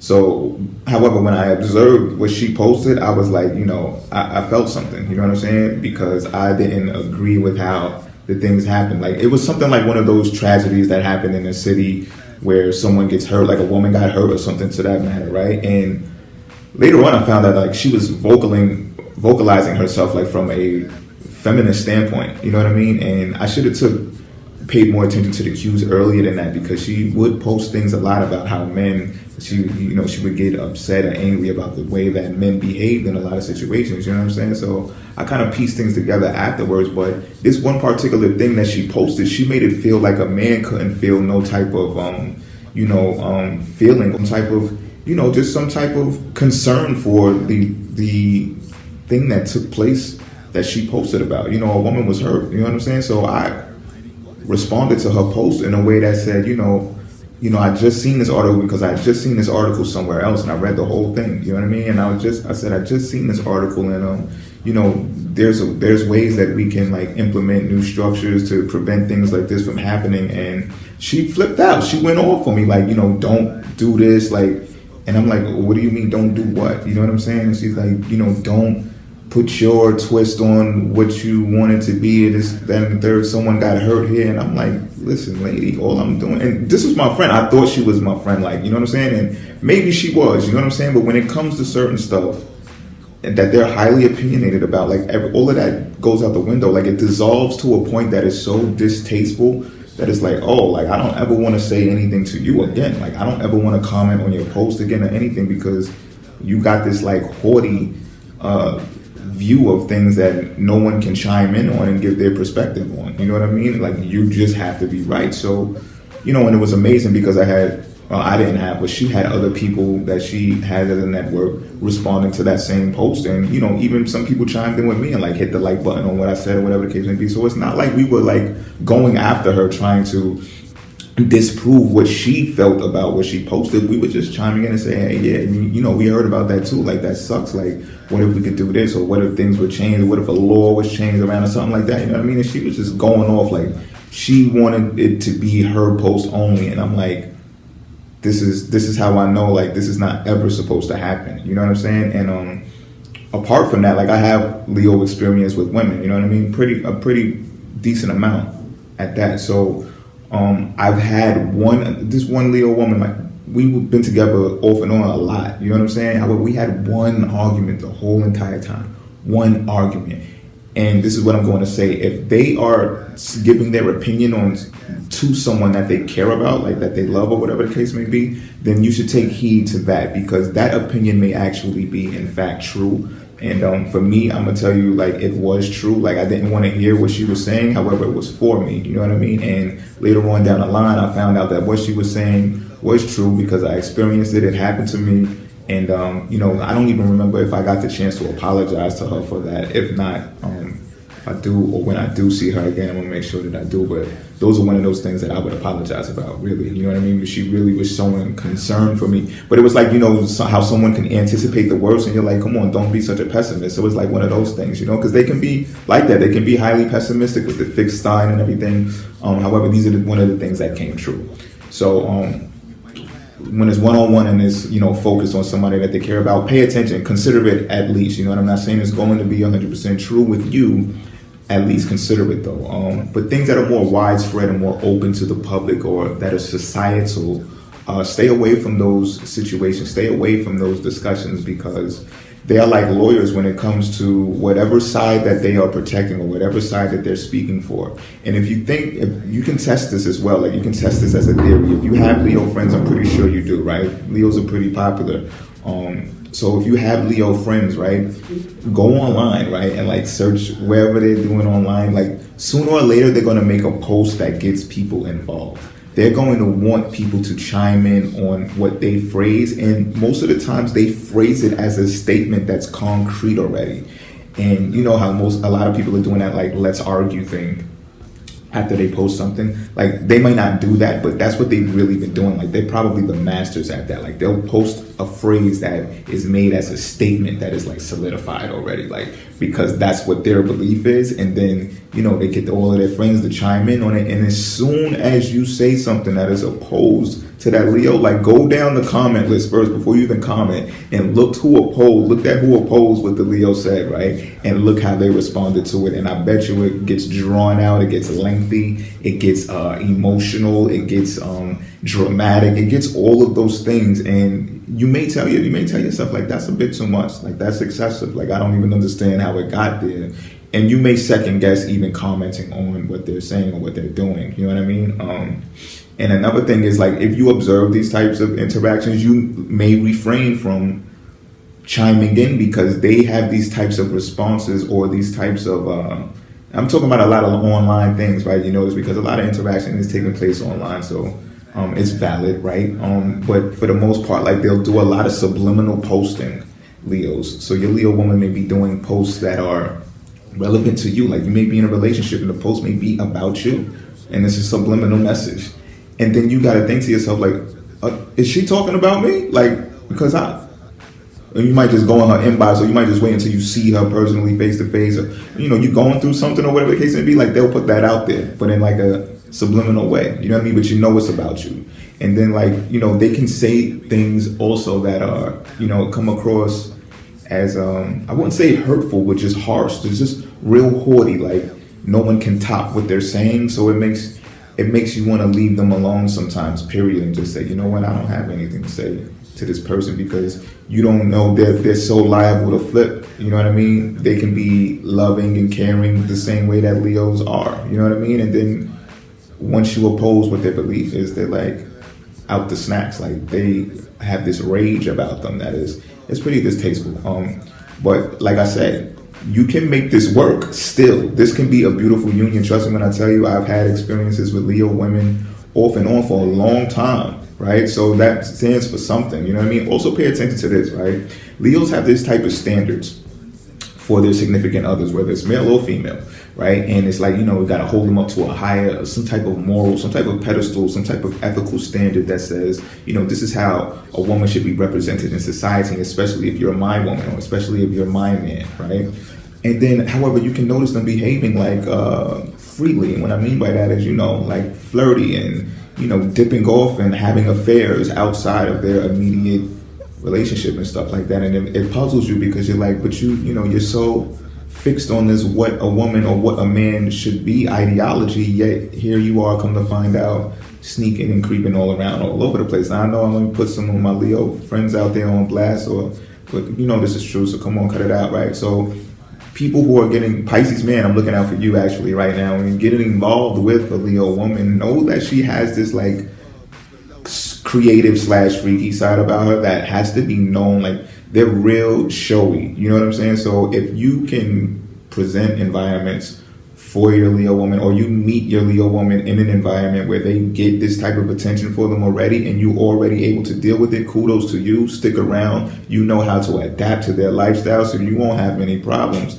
You already fell in love with it, or you already became in love with it, so you really don't have no problems, right? However, if you're not used to that, you're going to notice as you go along that they have this desire to be known for something, to be recognized for something. And if they're not getting that from you, they will show out in some type of way to get it from somewhere or somebody else. And depending on how you're able to handle that determines how well this compatibility is going to run as far as harmony. Drive to reply fast as a NASCAR. Caged in my cage for days and on that. She raises our refrain, jealous of Mary Jane because my aim is a mouth. No smoke in my face. Don't play that in my house. So obey, okay. Welcome back to Secret Houses, everybody. And this time I'm going to talk about sex dolls. Sex dolls for men, to be exact, right? Hot topic right now. So, first I want to parallel this energy that exists due to these sex dolls. I want to parallel this to Pluto being in Capricorn. There's been changes in structures, right? Pluto was about transformation. People making their sex changes and, confessing or feeling or believing that they are not the gender that they were giving the body for, that they are other. This is just one of the changes that I'm talking about. However, you could have been noticed, right? I've talked about this before this doll even hit the surface, and I made a reference to Siri sounding real sexy when you ask her a question. I used the one with the British accent, by the way. So, I really meant what I said, because it's like you ask Siri a question and she's a nerd. She knows everything, right? Pretty much close to it. So, and then she just answers you back through a device. She tells you exactly what you asked for, and that's it. And she may even ask, do you need anything else? Is that it? Is that all? Then you say, yeah, that's it. That's lovely, right? That was man's first, from the consumer side, that was man's first glimpse into, hey, what if I could make me a weird science chick, right? Remember that movie? If you don't, go look it up. So we got this weird science chick that we dreamt about if you're born in the 80s. But it didn't come until later on in life that men started facing these adversities with women that, seem almost impossible. And the pressure, when it comes is either, okay, you're not a man, or you're not man enough to deal with a real woman. These types of phrases get tossed around easily. And those who try to make an attempt to flee the flock, such as a MGTOW man would, a man going their own way, you face scrutiny, or you get called a beta male or something to that effect. And MGTOW men, I happen to be one. MGTOW men I still date though. MGTOW men, they say they've taken the red pill. Some of them have taken the black pill. They've taken the purple pill. They're wide awake, right? They realize how much money they save without being with a woman. They realize how much pressure is taken over their shoulders, not having to maintain, even it comes down to sex, the libido energy that, has to keep feeding a woman. And I think this sex doll thing, right? I think this coming into play reveals how sexual women really are, and they're not projected in society. Now, don't get me wrong, women are projected in society much as sex objects and, people to look at with a desirable eye, and so you can when you achieve the things that you want, one of those things having to be a beautiful woman to your preference, right?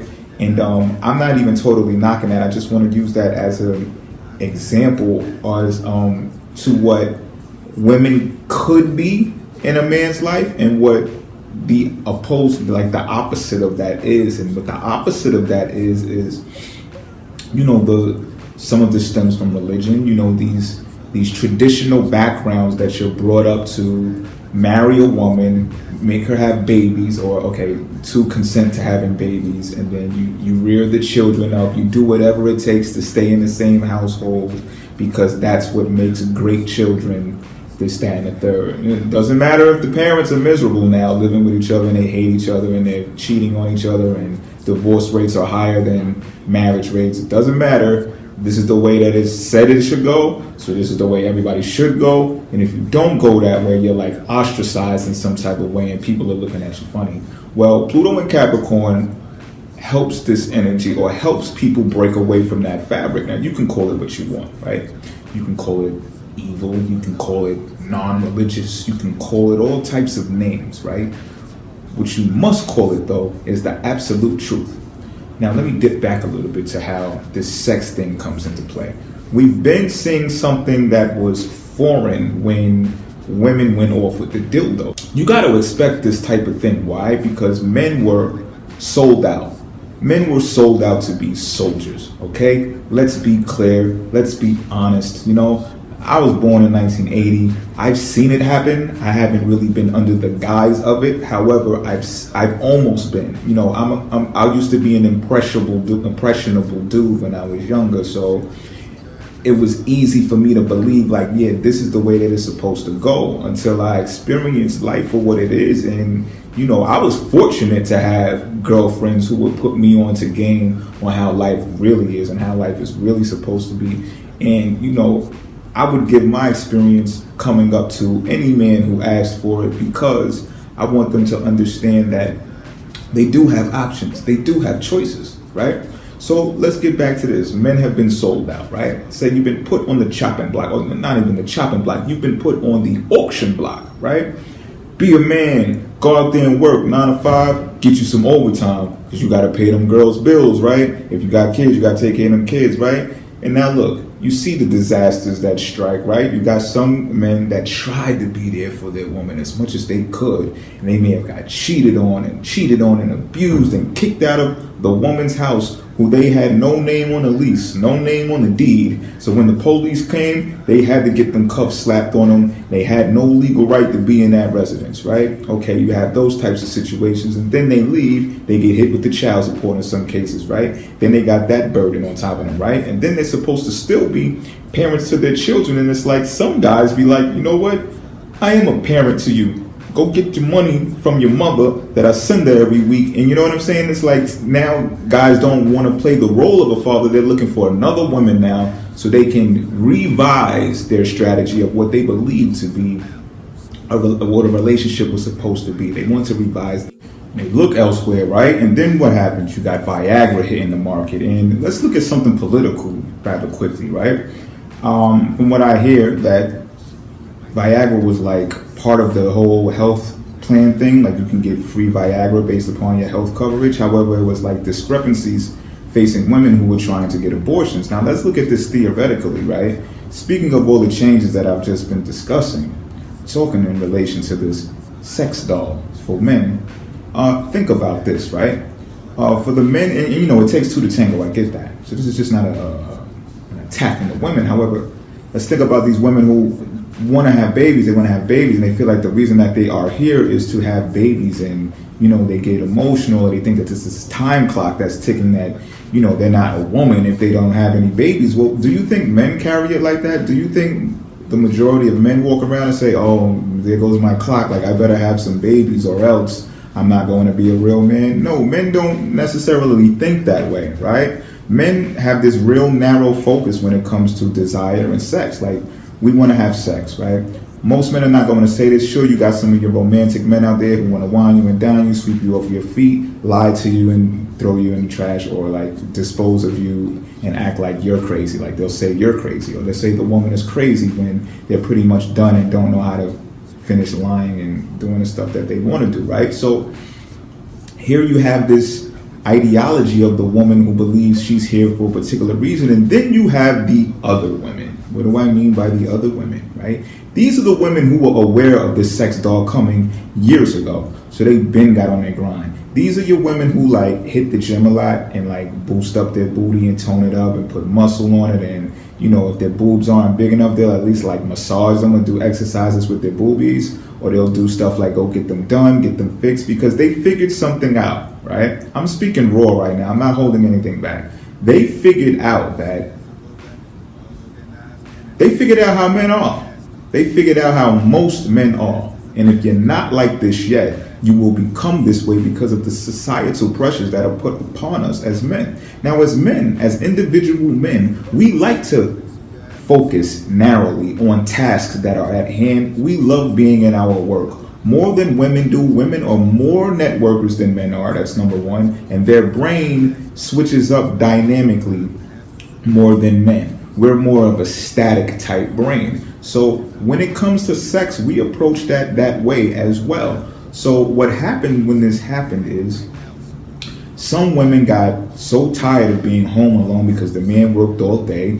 that they were not getting the attention they needed. And not only that, they weren't getting the sex that they needed. And this is not broadcasted enough. It's only talked about when a man is getting kicked out or the relationship is over. And then he's become this little limp dick, shrimp dick dude that has to go now, right? So that's when it's spoken about, though, for real. Instead of being vocally honest about it, like, listen, I don't get dingling anymore. We need to talk. Or, you know, what happens instead is they chat with their girlfriends and stuff like that, even their moms and their aunties, and they're like, oh, it sucks at home now, you know, things aren't the way it used to be. Barry's not doing his thing anymore. So, you know, Barry's in trouble now. Barry doesn't even know about it. She sucks her teeth and like throws dishes around and stuff instead of really telling him what's going on. You know what I mean? So this is already preparing this sex doll for Barry. Okay, so you got that woman, and then you got the other women, like I said, who was aware of this happening, and they said, you know what, I'm going to be doing the things because they're strictly dickly, most of them, right? Or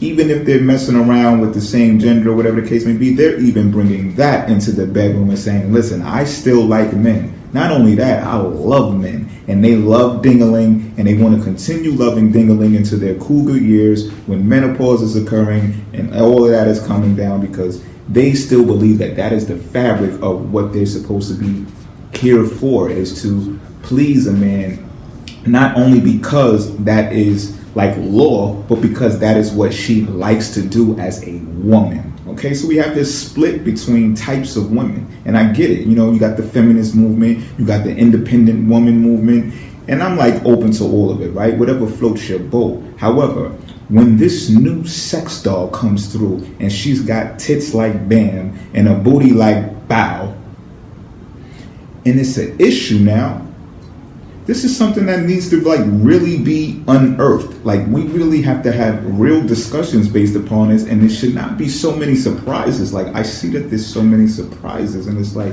how could you not see this coming, right? They already had what was one of those terrorist attacks, right?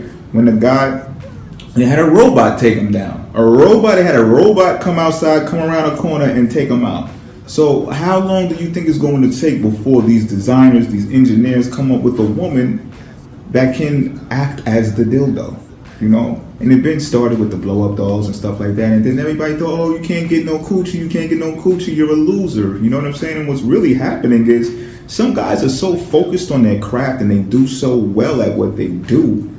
It takes immense focus, and women become distractions because they don't do what's immediately necessary for that type of man. A man who trains like a SEAL, a Navy SEAL, in whatever industry that he's in, deserves to get some buns, deserves to have that pleasure from a woman, and he can't get it these days. And now, women, listen, I don't mind if you hold out on the buns. And it's your decision to give the buns who you want to give it to. However, do not cry and crawl back to some efficient operating men when you see that the choices that you're making with your coochie put you in a situation where you have to face consequences that you were not aware of before. Because remember, this is a change that's happening. This is a transformation. Pluto is not playing despite how structured Capricorn is. Now let's talk about this energy real quick too, right? Because I don't want to put emphasis on this doll like the horn dog that I can be. But what I'm saying is Capricorn is known for structure and is known for tradition. It's known to be conventional. It's known to be conservative. So what happens when you put a planet like Pluto there? Oh, baby, things have to change. So now Capricorn has to look at the ways of old and say, oh, wow, what am I going to do now? Because I'm the person that, you know, I'm the energy that looks for recognition or what people want to be recognized for, you know? So, you know, there's outlashes now of people being advanced, people making advances on, you know, I guess genders that are not their preference and things of that nature. And these people, these entities, these energies are gaining rights, they're obtaining rights under the law. So laws are changing at the same time, right? So how do you live comfortably, or how do you live comfortably as a man knowing this? Is a robot doll like out of the works, out of the mix? I don't think so. And it's because of things like that. The same way that the dildo replaced a lot of dingling in life, because it did, let's be honest, right? And The same way that the dildo did that, here comes this doll that's going to do the same thing. And there's a lot of videos and commentations floating around that's speaking about, there's some jokes and there's some real points of views. Like, some people are really considering it. Cheese Madagascar. See my drive through reply fast as a NASCAR. Caged in my cage for days and on that. She raises our refrain, jealous of Mary Jane because my aim is a mouth. No smoke in my face. Don't play that in my house. So okay. How's it going, everybody? Welcome back to Secret Houses. In this episode, we are going to talk about dream interpretation. If you've been paying attention and following the podcast thus far, you would know that I did mention dreams in one of the episodes, and I said, if you want to know more about it, or you want to hear more about it, you want to discuss more about it, we can do so to not, fret from doing so. Like, we can use this platform to talk about it. And although there are so many ways and so much depth to dream interpretation, I'm going to really take this gradual because I don't want to lose people, especially if you're a new viewer who may not be savvy when it comes to like dream interpretation or like astral projection and language like that. That's more of the reason why I'm going to be gradual about the process. So I'm going to start with the basics with dreams. And when I say basics, I mean like these are the more common dreams that you'll come across when dreaming. Like, for example, if you have the dog dream, right? If you dream a lot, I'm pretty sure you've had the dog dream. And the dog dream is usually chasing you, right? The dog is usually chasing you in your dream. Now, the color of the dog does have some type of significance. I will say that. But for the most part, the dog is chasing you. If the dog is chasing you, right, and leaps at you and, bites your arm, a lot of the times it leaps at you, bites onto your arm, and starts tugging away at it, right? When this happens, what this means is that there's something in the waking state. When you wake up, whatever you're doing in your life right now, there's something you're avoiding. And if you're not fully conscious that you're fearful of it, this is why you're having this dream, because subconsciously this dream is nudging you to tell you, look, you have to address something. It could be something small, it could be something major, it could be something like, filing taxes. Have you waited too long to get the specific forms that you need to file taxes? It can be things like that, okay? Things that you're waiting too long to address. And that's why this dog is being sent after you. Now, there are other cases, right, when the dog actually chases you and you become conscious in your dream that you're dreaming at that very moment. And you start, because this comes with training. This comes after you train yourself to astral project. You stop yourself and you tell yourself, hold on. In the waking state, I'm all good. Everything is taken care of. I'm responsible in the waking state. I'm not running from this dog. And then you stop. And sometimes the dog will even still bite you on your knuckles. They'll try you, and then you'll just let it do what it does and you won't run. You won't be in fear. And then the dog will stop. The dog will stop. And that's if the dog even leaps at your arm. Once you become conscious and self-confident within your projection, you're good. Because now you've been here many of times and you know how to go about doing this. You're tired of getting bitten by that dog. You're tired of it. So this is one of those perfect dreams to talk about because it trains the mind to say, listen, let me keep up with things so that when I do astral project, I can have more peaceful dreams and more dreams that show me knowledge, and especially hidden knowledge, right? And the reason why I say that as well is because, right, there's like a few different types of dreams. Two of them I'm going to speak about right now, and one is prophetic dreams, and the other one is symbolic dreams. The other one is symbolic dreams, right? And the reason why I said you want to train your mind, the dog dream is a perfect dream, is because in the dream world, this is what I believe, until I can get better evidence. Like, this is what I believe, right? You can only see prophetic dreams to a certain extent that your mind and your body and your soul trains itself in the waking state. So what I mean by that, I know that might sound a bit confusing. Hold on, let me rephrase that. Okay, prophetic dreams. Let me explain that first. Prophetic dreams are when you're having a dream, right? And it shows you something that did not occur in your life yet. It could be like a deja vu. I remember once I had a deja vu. I did it, I spent a little bit of time in Maryland one time. And, I say about 3 months before this event occurred to where it was deja vu, I had this dream. But you see, sometimes when people have deja vu, they say, oh, it's like a memory that I had. I don't really remember dreaming about it. It's just a memory that I experienced before. I understand that. But this particular one was a dream that I actually had. And I knew what the dude was going to say out of his mouth in the next 5 minutes. I believe Law and Order was on the TV. Like, it was real clear to me what was going on, okay? So I say that to say this. You have prophetic dreams to show you glimpses into the future is what is stated as now. It may become phrased different in the future. That'll be another time. I don't want to take too long here, right? So it shows you glimpses based upon what you've done in life already. So like I said, that dream took place 3 months after I had experienced the dream, right? The real event took place 3 months later. So it was like possibly I'd have been able to see more had I done certain things in my waking state. Now, the difficulty about astral projecting and understanding whether it's a prophetic dream, or you can discern whether it's a prophetic dream or if it's a symbolic dream, however, but in order to know if the prophetic dream is something that is definitely going to happen in the future, that's where the difficulty comes. Because you'll know in your mind, okay, like, listen, I didn't experience that before, so it's probably going to happen. Like, you might check yourself out inside of the dream and look at your clothes, or you might see yourself in the mirror and be like, oh, okay, I'm the older me, because some dreams, you can have that you're the younger you, or you look at your friends in your dream and you see they're younger, your family members, they're younger from back in the days, and you're like, hold on, that never happened. I'm going to explain that too. So the reason why it's difficult is because some type of way we have memories of things that did not occur yet, and we have memories of things that occur on different planes and different dimensions.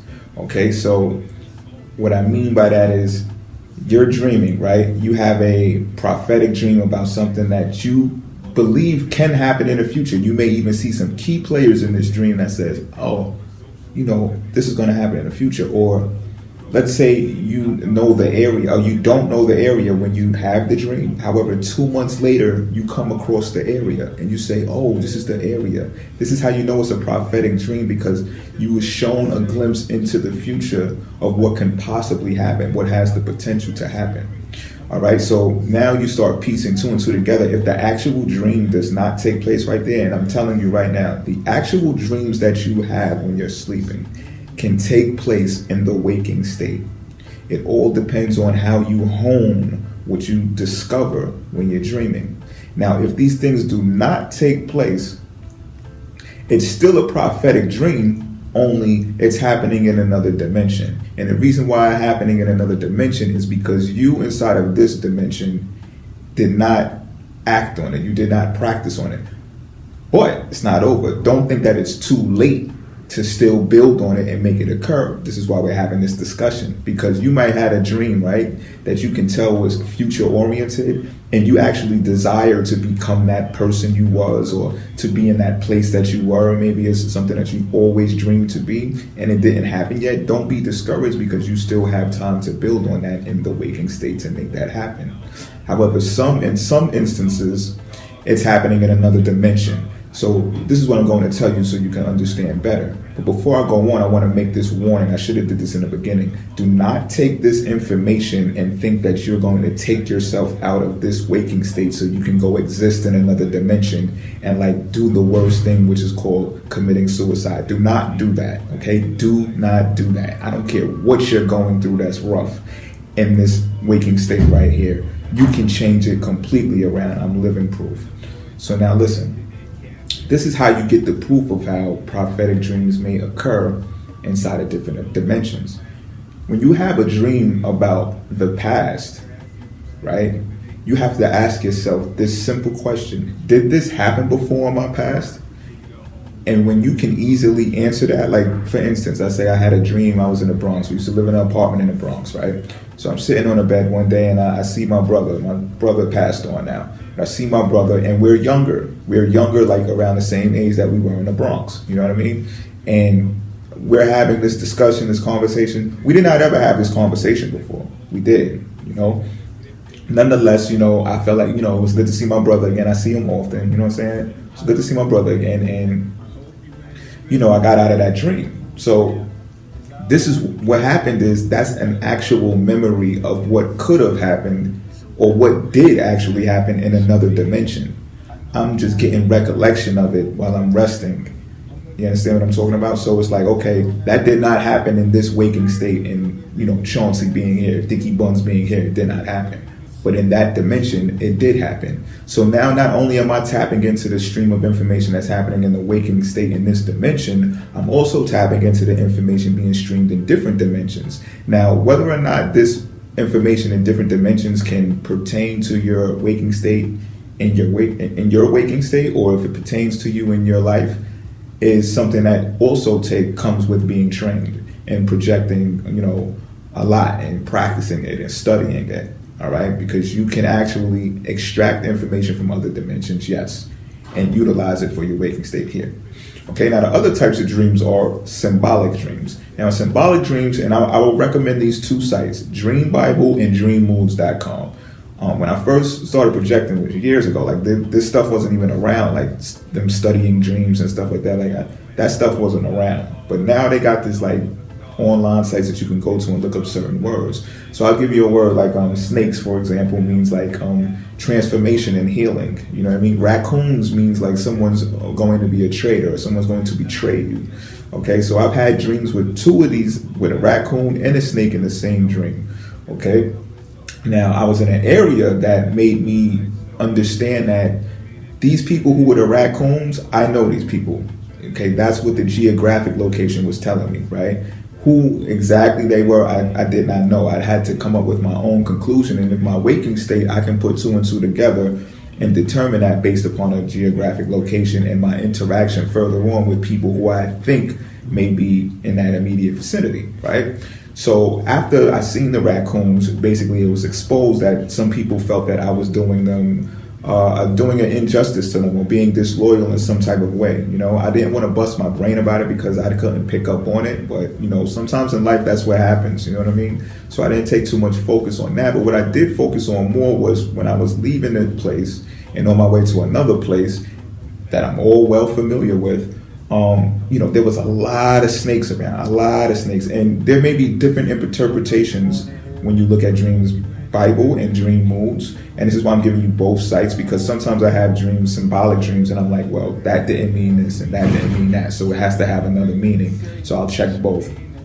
So I'm walking past the snakes, and I mean big boa constrictors and big pythons and stuff, right? And usually you'll be afraid of things of this nature.